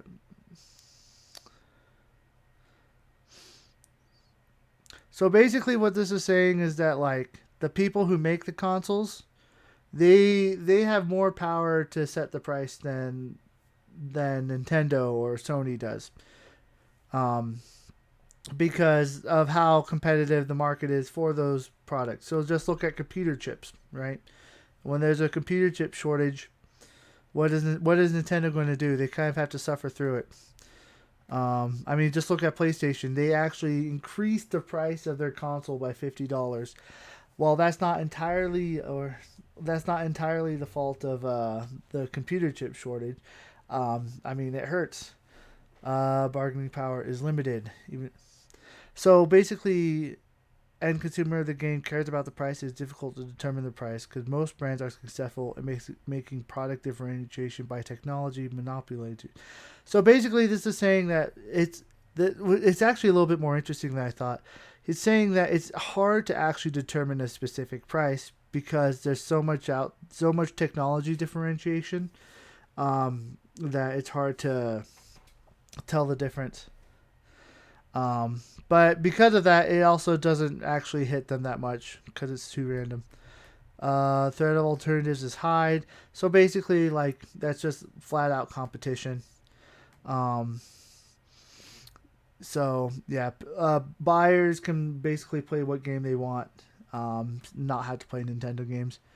Um, same thing with this. Instead of focusing on the buyer, this focuses on the companies themselves. So Microsoft and Sony, they have their own strategies to try to take out Nintendo. Essentially, it's less consumer focused and more business focused.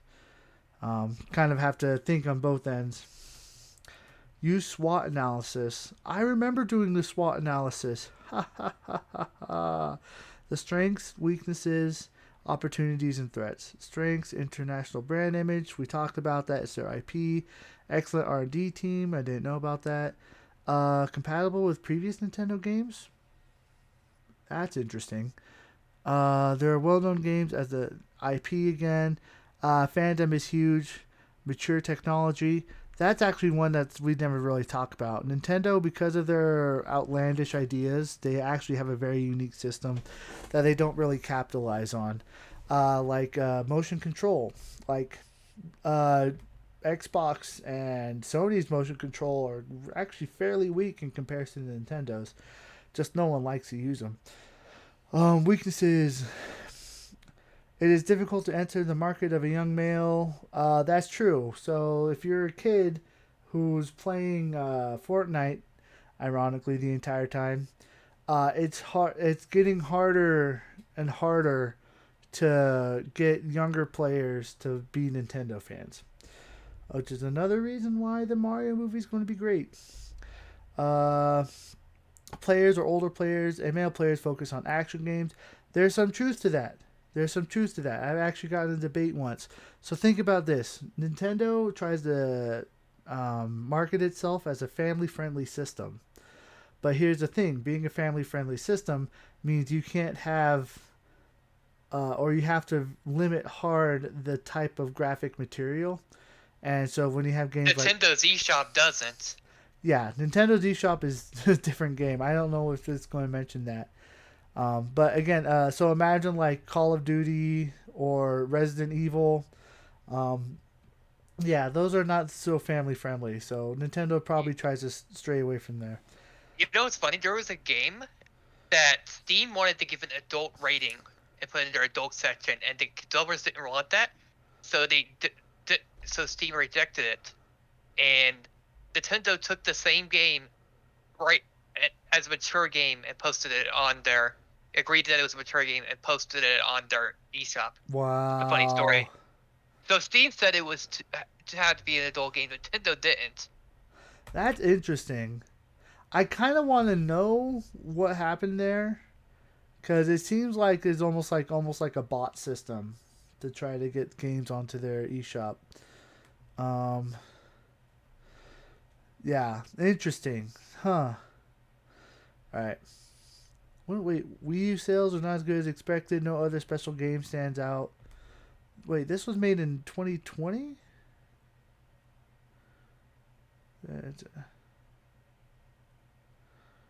Are they still? Are they? What the freak? All right. Anyway.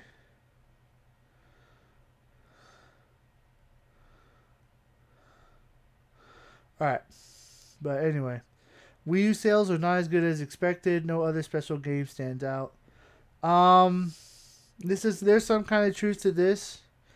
Like basically, if it's not a Mario or a Link or one of their major IPs, it's really hard to be a big cash grab. So it doesn't really make the money they want to see. All right, here's some opportunities and here are some threats. Can drive the growth of opportunities. Can drive the growth of related science and technology industry. Ironically, that's true. Can stimulate more game industry creativity. I don't like that one because stimulate is like you can motivate people to be happier. It's like it's a very weak opportunity. Yeah, you can do it, but it doesn't really lead anywhere. It's kind of like when your hardworking boss tells you that we're all family. It's like, attracting potential non-young players. I don't think that's an opportunity. Well, it is an opportunity, but I feel like that's something that they already do. Like, so it's not like as intense as they think it is. Can expand the market share extremely fast. That's very true, and they always have the opportunity to do that, and that's what they always try to do. Threats, replacement of smartphone games. That's always going to be a constant threat. Competition, we know that. Technical barriers are low. Japanese competitors have appeared similar products. Shovelware, so like when you get the Steam Deck is probably the best example of a straight up competitor to the Nintendo Switch. It basically has better power, can play better games, have bigger eShop. Twice cost 3 times as much. Yeah, but I mean you're paying for better, so yeah, that's a thing there. Game software piracy phenomenon. Um, yes, I don't think this is as much of a threat as people think it is. Um, Piracy is kind of weird in gaming because on one hand, people are like, I want to play the game for free, but on the other hand, a lot of gamers are like, I love this game so much, I'm going to buy it to support it, and I don't care about, and I'm not going to pirate it. Um, they usually only pirate games that they can't get their hands on, and that's why, and I don't know why Nintendo's tries so hard to stop that. Um, so that's kind of the one of those things that doesn't really make sense in my head. Um, like like in my head, piracy is a thing that you can't really stop because I guess there's always going to be villains, right? So instead of trying to set up a wall against it, it's much easier to control the flow of where the piracy goes. Um, because you're just going to have to become more and more intense as how to pirate becomes more and more creative. So I don't think that's a. I think like yeah, that's a threat, but I don't think that's as strong a threat as this person seems to. Yeah. So. Oh, by the way, I love how he has four in each, almost as if he's like trying to just make sure he gets four in there. History. Look, in 2008, Nintendo united 54 game manufacturers in Japan against 5 NDS flash card importers and sellers. All right, interesting.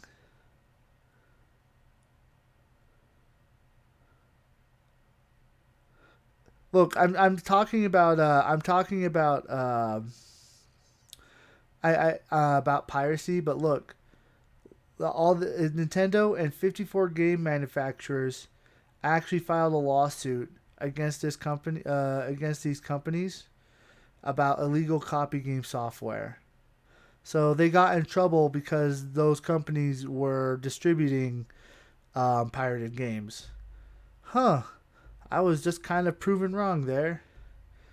Um,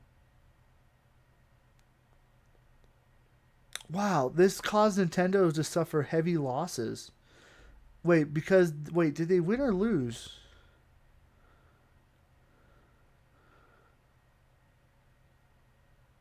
I didn't say. Face of life. Oh, I guess I they probably suffered heavy losses, but I wish they were more specific. I see. I want to see the numbers. I'm more of a numbers guy. Loading on smartphones, mobile games. Here's an interesting note. Today's Nintendo's technology is no longer the leader in its peers, but its games are still popular with more and more people. That's true. Like, it's no longer a leader. It used to be considered the best in the industry. All right. Oh, are we getting to the numbers? Analysis tangible resources that can objectively measure the value of an enterprise through data. Analyzes the capital resources and human resources in terms of product differentiation. Dental used to be the third most valuable company in Japan. Really? It was the third most valuable company in Japan? Wow. Had been hit by a strong competitor. So yeah, Nintendo. You gotta remember, Nintendo did lose a lot of money. So back then, I feel like this is kind of old. I know it says 2020 and 2021, but the information that they have is kind of, I don't know. It's not as all right. Human resources talent is the most important corporate resource. Human resource. Nintendo has a large number of technical personnel, designers, R&D teams. Had a total of 5,869 employees worldwide, of Oh, which they two, definitely used to have the money for what I said, of but which there's no telling if they have it now, basically. I guess yeah. Um, one thing I've always mentioned is that like a lot of people like when the Switch sold, a lot of people commented how amazing the Switch is, but what a lot of people don't make mention of is how the 3DS was one of Nintendo's greatest consoles, while the Wii U was suffering. But what the Switch did was that the console it combined their console and their handheld markets together. But they still classify it as a console, right? So all the profits, I guess, that they were seeing were based on they were all from the 3DS. That's why the Switch is so popular. Um, I'm pretty sure that's how it went. I didn't really look it up, but that's just kind of what I was observing. And so when people say that the Switch is doing fantastic, I don't think it's as fantastic as it appears. Like, yes, it's doing really good compared to the Wii U, but that's because, as I said, it's the 3DS. It's more because of how popular the 3DS was, not necessarily because of how popular the Switch was. Um, all right.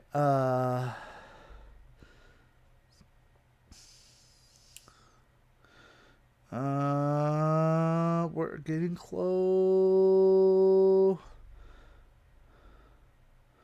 Mario, Pokemon.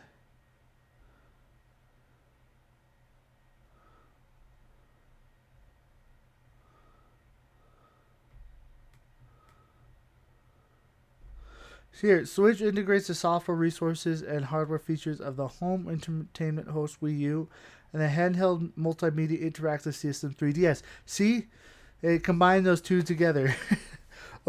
And that's just for technical resources. So this is basically, I think, their technology. Um, so they basically combined all their technology into one handheld console, and it was smart. Like obviously, it's doing great, but I don't think it's as great as people think it is. Um, Nintendo's marketing capabilities are very strong, and its marketing methods mainly have two gods: peripheral marketing, um, promoted the sale of the game peripherals while selling games. Okay, so peripherals would be like the add-ons, database marketing, Nintendo Power, and the counselor system. Nintendo Power died, so I don't know why this is on here. What the? Why are you mentioning two outdated? Why are they mentioning two outdated resources as database marketing? Now, when it comes to there's a little bit of a so when you think database, you think kind of like computers, where to an extent it's true, but it's kind of more like the how to kind of gather information together. So it's not so much technological.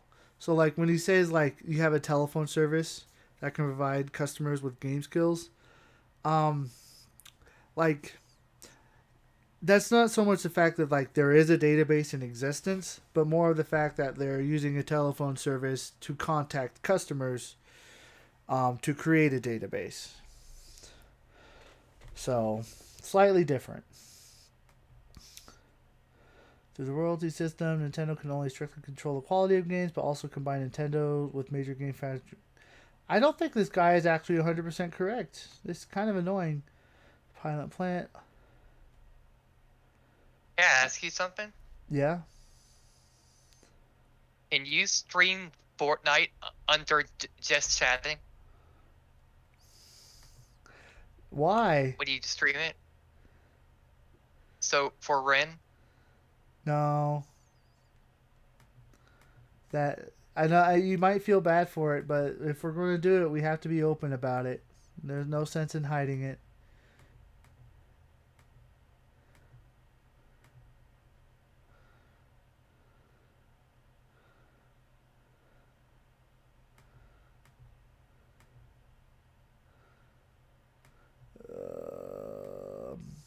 You want to know one sad thing? It's sad that 3D never kicked off, but it also makes sense. But also, it's an interesting thing. I'm also convinced that because 3D didn't kick off, I also don't think VR is ever going to be fully integrated. Like VR, it's pretty much it won't be famous. VR won't be big until it's all or nothing. Like there's too much. There's too many complications with VR. to be fair, the 3D on the 3DS sucked. Yes, but it was cool. It's a shame though. Not everyone could see it. My brother, he wears glasses and he couldn't see it. So this is talking about the specs. Look, this is probably Wait, if you wore glasses, you couldn't see it? well, yeah. Well, if you had poor eyesight, you couldn't see it. So if you had glasses, you couldn't see it basically. So Maybe that's why it felt like it sucked.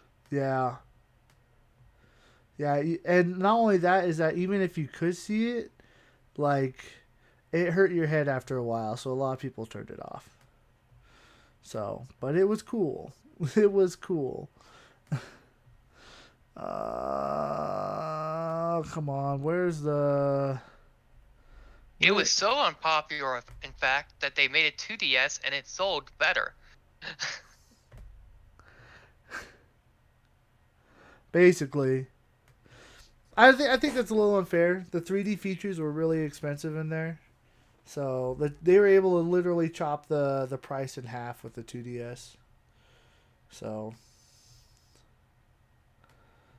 I'm just telling you that shows how many people didn't care about the 3D. yeah, Like compared to like a PlayStation Pro versus a regular PlayStation, right? that, yeah, There's a reason to buy a PlayStation Pro. There wasn't really a reason for a lot of people to buy a 3DS. yeah. Here's what's sad is that a lot of people like want like I want it like if we were to so like when we have the Switch, I want a Switch Pro. I don't plan on moving my Switch. So it bugs me that like and I know a lot of people they don't care, they want a Switch Lite. But I just want I love the Switch. I just want a more powerful version of the Switch. Um uh,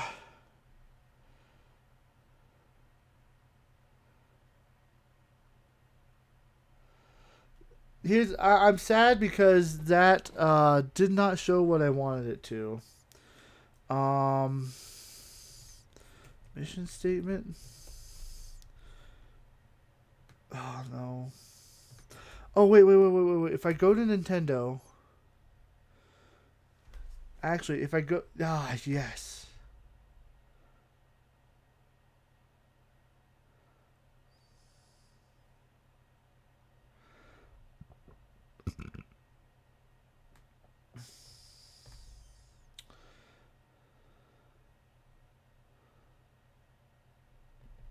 Okay. Let me verify exactly what a CSR report is. If I think it is, I think so. If you're a big business, you're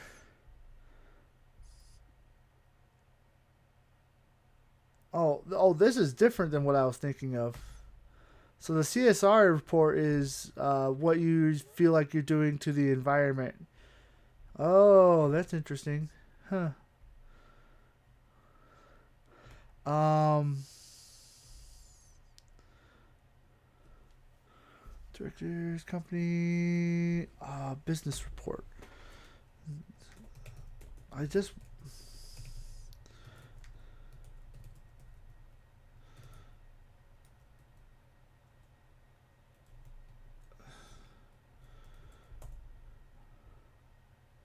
Okay, investor relations information. This is what this is. It took me a while to get there. Financial. Oh, here we go. And there. Oh, and we also want financial data. It took me a bit to get there. Okay, so just so you're aware, if you're a big business and you're on the stock market, you are required by law every quarter, which is 3 months. They call it a fiscal quarter to send out a report of your earnings, essentially.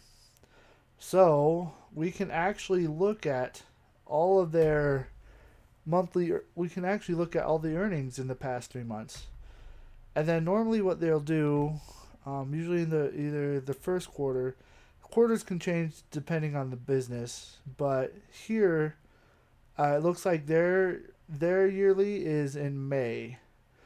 So we're going to look at that one. So we'll be able to see how much money they're making, how much they're losing. Again, I'm a little rusty, so forgive me. You might want to close some pages. Oh, okay.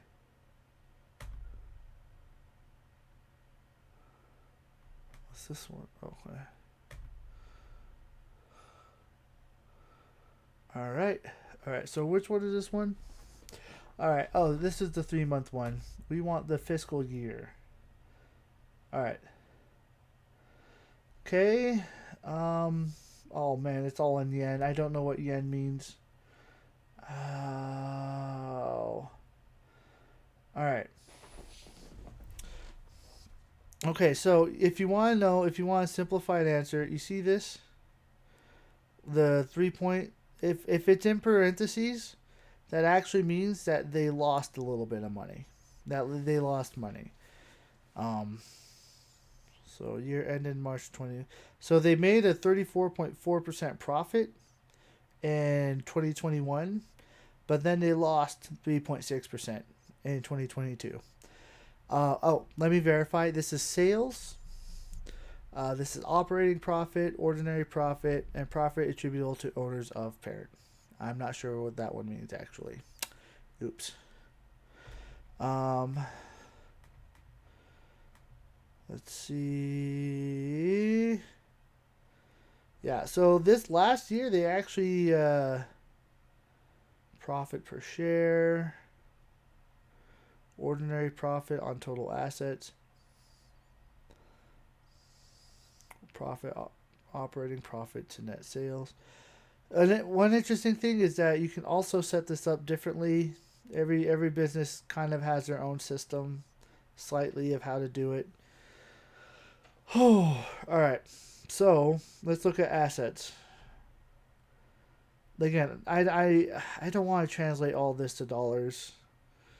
All right.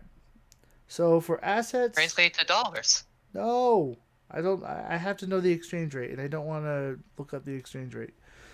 Yes, you do. No. Sheesh. You totally do. Gosh. Okay, I'm gonna do it on my phone then.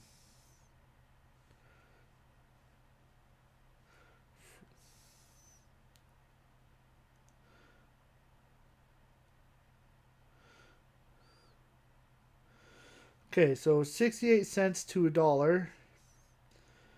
Okay.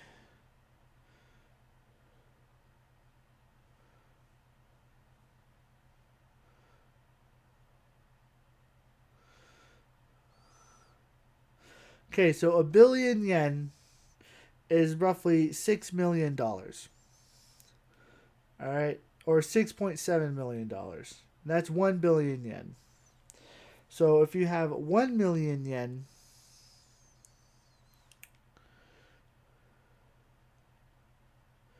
that's $6,795.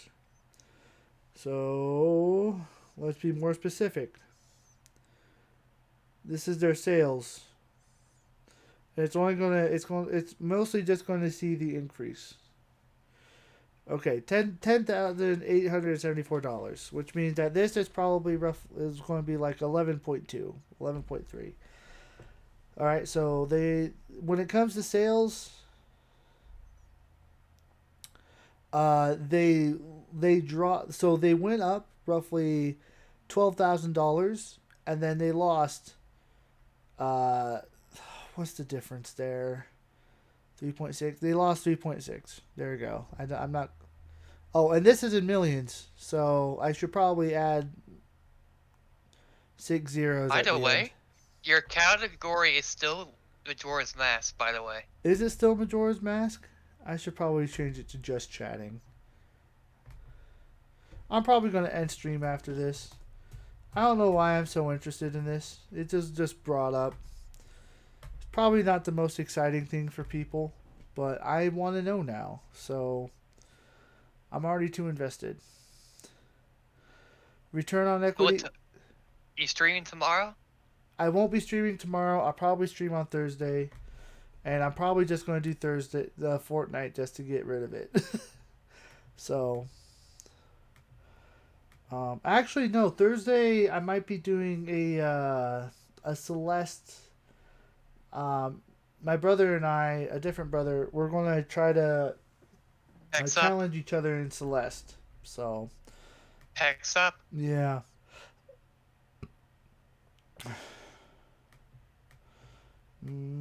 You better win, Cap. I don't know. No, you better win. Oh, or I okay. unfollow. No. Well. Sheesh.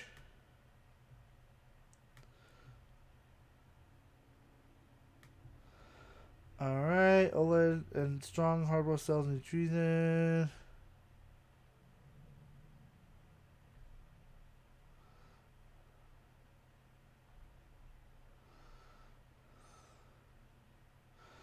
Oh, so they're saying that the reason why their sales were hit were because of shortages of semiconductor components and other parts. Oh, which is somewhat true. So basically, the computer chip shortage. Pokemon Diamond and Pearl sold a combined 14.65 million units. Arceus sold 12.64 million. Marking sales of more than 10 million. So Pokemon did fantastic. Superstars sold. Look, Mario Party Superstars sold 6.88. Skyward Sword only sold 3.91. That makes me sad. Mario Kart 8 sold 9.94 for a cumulative of 45.33 million units. What the freak? Holy. That's insane. And then look, I Animal Crossing New Horizons. And as I was saying earlier, F-Zero would have to compete with that. Yeah. A game that's been out for 3 years and still does that. Yeah. Well, again, I don't think F-Zero will do amazing, but I also don't think it'll do bad. And in fact, because Mario Kart, think of it like this: because Mario Kart 8 did sell this much, if people are going to be tryhards, that means that like how many of these people are tryhards, right? This 45.33 million. Like if Pichu's a tryhard. Pichu is a tryhard. He has to be, or he kills himself. What? He does damage to himself. All right. All right. Total assets increased by 2 due to an increase in inventories and investment securities. So this probably includes the anime studio that they bought. Total liabilities increased to 20.7 billion yen. Oh, snap. They don't so if you want an easy way to look at this, so liabilities is the amount of debt that you owe and assets are the amount of stuff that you owe compared to your debt. So, like again, a house is an asset. If it's worth $300,000, the liability would be $300,000 on that. So they're actually doing pretty. They actually are keeping up with their bills, basically. Um, and fun stuff. If you want to know, when you start getting into big business, usually to be successful, it's actually wiser to have a little bit of debt than it is to not. So you actually want to be borrowing and lending money. Um, it gets the rules change quite a bit the more money you have. Um, Cash flow.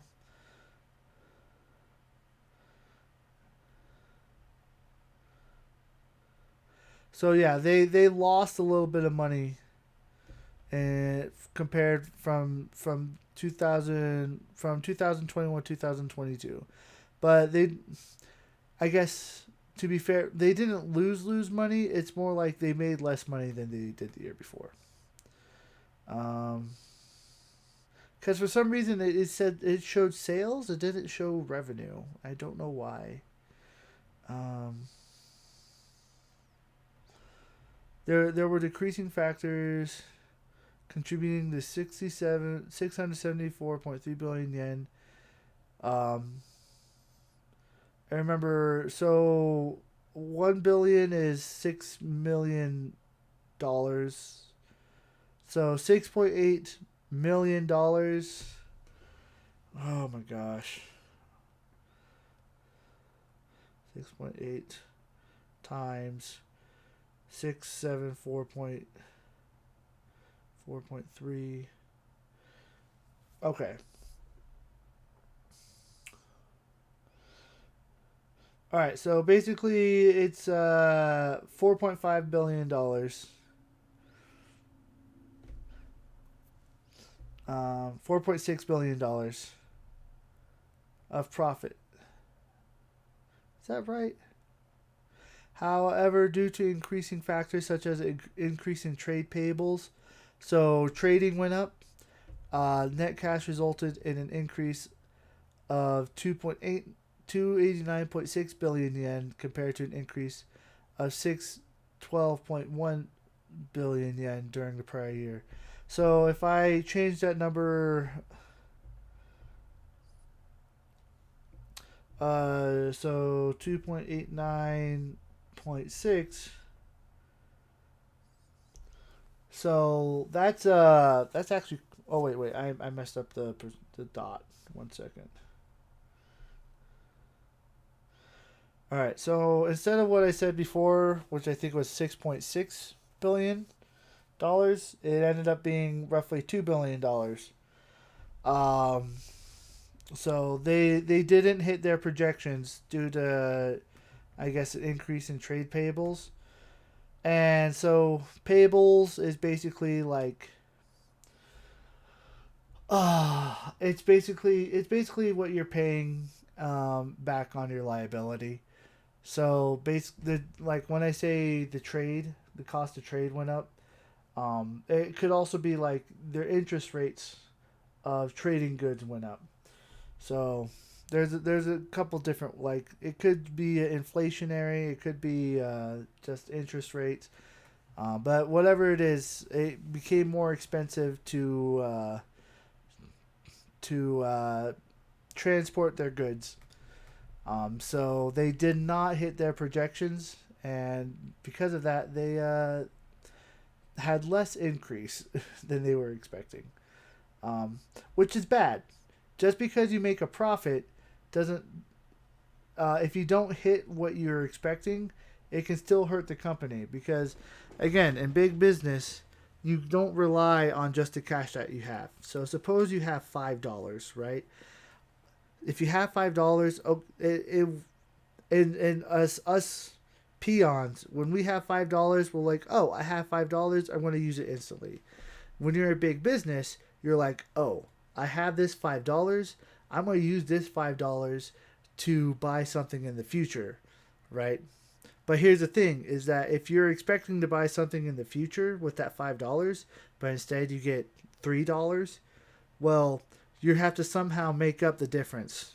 So that's why that kind of hurts. That they didn't reach their market because it messes up their plans of what they were doing, and not only does it mess up their plans, it messes up investors' plans and shareholders' plans, because then they have to be like, they have to answer to their shareholders or people who own stocks, and be like, hey, so we noticed you didn't make as much money as you said you would.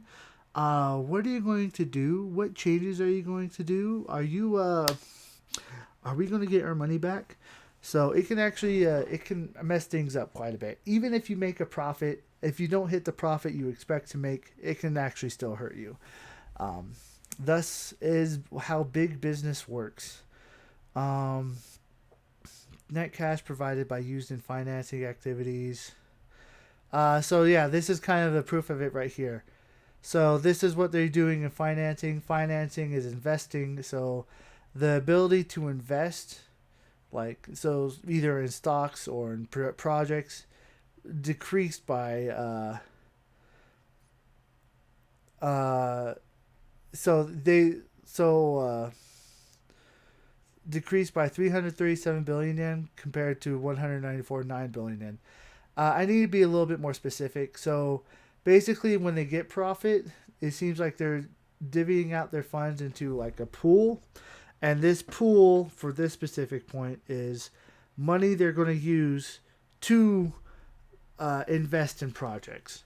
So they so yeah, and the reason why is because of dividends, which is funny. And what's funny, I actually own a little bit of Nintendo stock, so I'm part of the problem there. um, inc- Net cash from investing activities increased by 93.6 billion yen compared to a decrease. So, again, and this is a little different. So they're investing into stuff. They're also watching how much money they get back from those investments. So,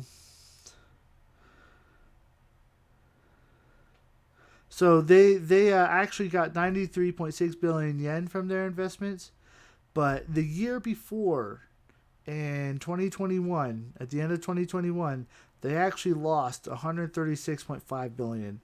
So that means if you look at this, they still haven't. They're still down roughly 40 billion yen. And if I did the math there, I'm going around this time 6.8 times 40. So that's $272 million. So they're down $702 million from 2 years ago, in their investing activities. Um,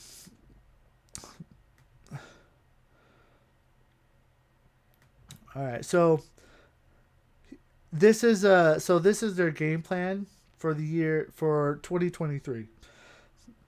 So at the whenever they do an investor report, they also have to be like, hey, look, this is what we're planning for the next year. So Xenoblade, look, they said Xenoblade was coming out in July, Splatoon coming out in September, Pokemon Scarlet and Violet were coming out in 2022. Um, they want to have 1.6 billion yen in net sales, um, creating 500 billion yen in operating profit. So this is just profit that allows them to continue operating. 480 billion yen in ordinary profit. So I guess, so if I were to separate this, just so you're aware, 500 billion yen. So sales is just money that they make flat out. Operating profit. So their hope is that they want to be able to cover their taxes, their rent, their labor. So this is operating profit. Ordinary profit is basically just flat out profit, like money that they make. And 340 billion yen um, is going to go to what they say attributable to owners of parent. That's basically shareholders.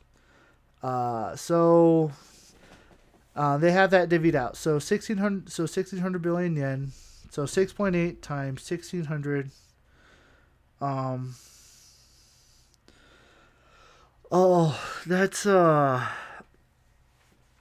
basically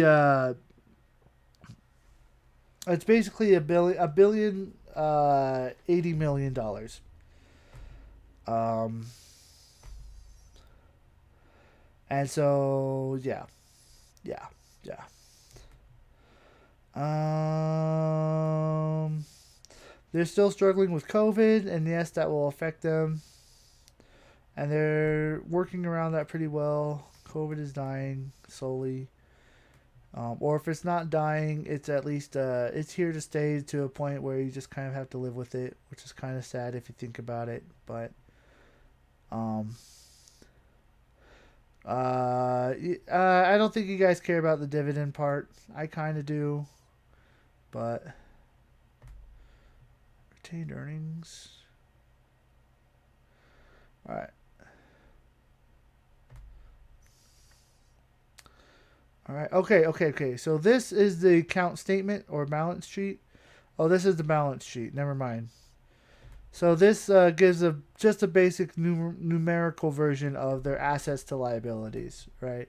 So you have their current assets, right? So cash and deposits. So that's just money, notes and accounts receivable. That's basically just so like money, either money they lend out or money they borrow. Um, Securities, that's shares that Nintendo owns. Inventories, so that could be like, oh man, that could be like maybe they have like game cartridges or warehouses. Um, Inventories is kind of open, and other could be whatever. And then this is so if there is a Is it almost over? huh, is what almost It's over? you reading that? What?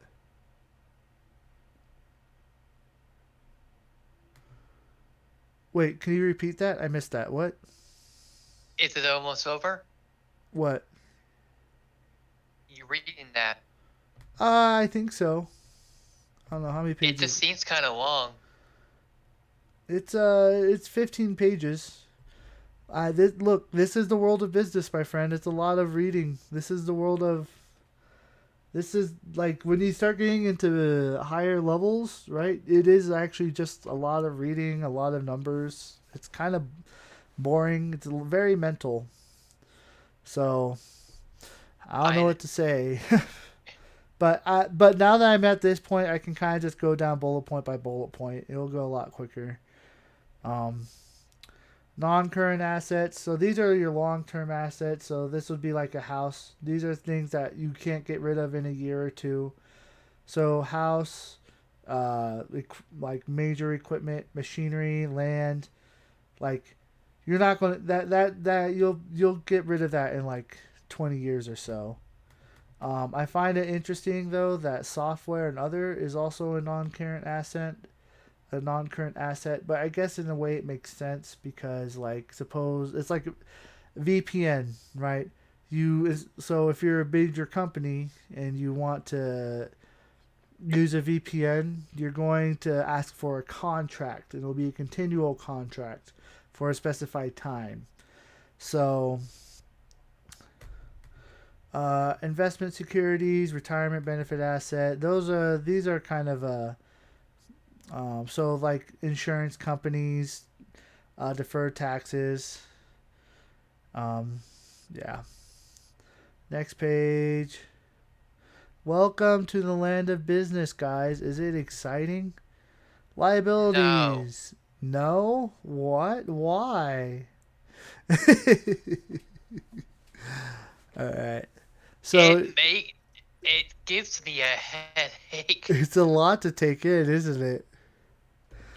All right. So I'll keep this section short. Liabilities and assets. The most important thing is at the end that they equal each other or really close. So here we have total liabilities and total net assets. And that's why it's considered a balance sheet. Because your liabilities are the debts that you pay, while your assets are kind of the things that you own. So, and if you see, there's actually a slight discrepancy, right? Um, Between the two, but they allowed a slight discrepancy, so we're okay. Consolidated statements of income. Okay, so if you want to know, this tells specifically how much money they made and what their sales are. All right, so if you look at this, sales are down. Cost of sales, but their costs are down. So when they say cost of sales, so that can include like marketing, that can include um, uh, like placing it in stores, advertising. So their sales are down, but their cost of sales are down. So that kind of makes sense. Their profit is down, the gross profit. So basically, this is before they take out taxes and everything. Um, Selling, general, and administrative expenses. So, all right, operating profit. So they're leaving this to for like. So if you look at this, so their operating profit includes interest income, foreign exchange gains, other total non-operating income. So basically, they're using this all for all of their like their shareholder expenses essentially. That's their operating profit for them. All right, and their ordinary profit, um, basically is stuff that they get from their investments and from their non-current assets. So like the land that they own or the yeah. Okay, so profit attributable to owners of parent. Okay, so here's the important number. Okay, this is the number at the very end. 48. So they actually lost 3 billion. How much is this in millions? How much is? Oh crap! I went too far. All right. So they lost 3 billion yen. And how much is 3 billion? You might ask. Um, 3 million yen is they lost $20 million. So that's exciting. All right, comprehensive income. That's kind of a different way to look at the first one, so we can skip it. Consolidated statements of changes in equity. Oh snap! This deals with like shares and stuff, and I don't feel like explaining it, so we're going to skip that part. Um, this is a condensed version of it, as you can see, consolidated version of it. So basically, it's just all their shares. Retained earnings is uh, all the stuff that they make from their shares. And if you look, they've lost money from dividends and they lost money from canceling some of their treasury shares. But but at the end of the day, they still are in the green, so we're still good. And then same thing. It's just an asset version of their number of shares and interest and stuff. Um, oh, so cash flows. Oh my gosh! If you want to know, cash flow is basically the flow of cash. It literally is that. So this is tracking literally every um So so basically, if you know this 10,798 and you see this 10,527, you know that their depreciation has gone down by 200. So it's a more itemized version of the cash income statement and is able to get very specific on where their specific cash is going into which section. So I'm going to skip that because I'm sure you don't want to see that. On a new standard, if the seller accounting standard. So this is basically them saying, "Hey, look, we promise that this is as true as possible according to the law." So yeah, they are, yep, saying that they did it. And it's all good.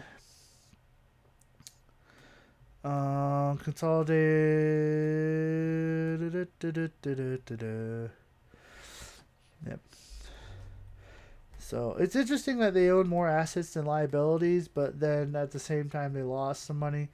It could be that they probably took out a small loan. I could probably look that up in the itemized version. I don't know where though specifically. They lost some lawsuits if that counts. I don't think it counts as much as you think it does. It depends on what they had to pay. Um, and also I don't know what their lawsuit would entail in here. Um, And I don't mean them just being sued. I mean them having to pay for lawyers and stuff and that sort of stuff too. yeah. So the thing is that that should come in here somewhere. But I don't know where exactly they would count that. They might count it. If anything, they probably count it as other and net. And if you look, they lost a little bit. So who knows? Because no company is going to be like, we spend this much on lawyers and lawsuits. It doesn't really look good.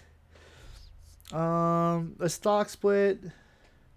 So basically, I'm interested in this because they did a stock split in October, so that their stocks weren't as expensive. Basically, when you do a stock split, it's kind of interesting because it's like you take a stock and you're literally cutting it in half, and therefore you have more stocks, but they're less valuable. But because they're less valuable, it makes it more likely that people will buy them. So, which I think was a smart move on their part because if the Mario movie does fantastic, it'll probably go back up. So I would actually invest in Nintendo, if you can. If not, I get Okay, complete. Cap, I will just give you the money. I'm kidding. uh, I'm not a stock person. I don't think I don't like how much the stock much market fluctuates and stuff. yeah, So I don't like even someone that gambles like me doesn't really care for it. yeah. The thing about the stock market is that it actually is really close to gambling. The only difference between the stock market and gambling is gambling. It's literally a risk. Like you, and there is some depending on the game, there is some skill involved. With the stock market, you can depending on how well you know the company or the industry. When you buy it, like you mitigate the risk of not knowing. It's less luck, but two, like when you buy a stock, you're buying a little bit of ownership of that company and saying, Hey, "Hey, Cap, yeah, all right, all right. I think this is it. I think okay, we're good. We did it, check out this emote real quick. Look in the chat. huh? Someone get to be a sub to this channel, and I got this. Oh, Raimi Bongo. That's Look, it's actually pretty. Pikachu Bongo. That's actually pretty epic. Hey, you should link Bailey's channel to me. I kind of want to see it. I'm curious. Sure, I can do that. She should be streaming if she doesn't cancel again. Because yesterday she had to cancel because her internet was completely out. Yeah, I don't know why I'm doing that.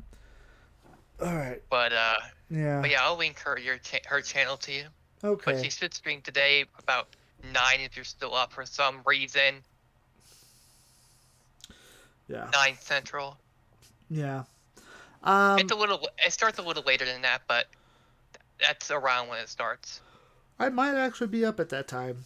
I usually try to get up at around 10. So, um, I might not say anything. Again, it's more just curiosity.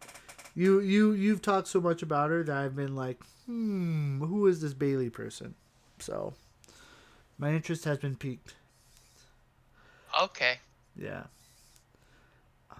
All right. Anyway, thank you for sitting through that. I think I'm going to just go ahead and end it here. In short, Nintendo is still doing okay, but they have lost a little bit of money this last year, and they say it's to trade, or I guess in short to inflation. So, Bye, oh, Cap. Take care. all right, you too. Thanks for tuning in. Let me turn on the pretty Um, music. Sorry for making you go through that tangent. Oh no, it's fine. I look, I like an excuse to learn stuff too. So, look, I'm using all of what you guys say as an excuse to get me to do things that I know I should be doing but don't. So, that was one of those things. Okay, long as Yeah. you're fine. Yeah. So, sorry if I bored you, but I had a good time. So, uh, You're fine. You take care. yeah, you take care too. Bye. Bye.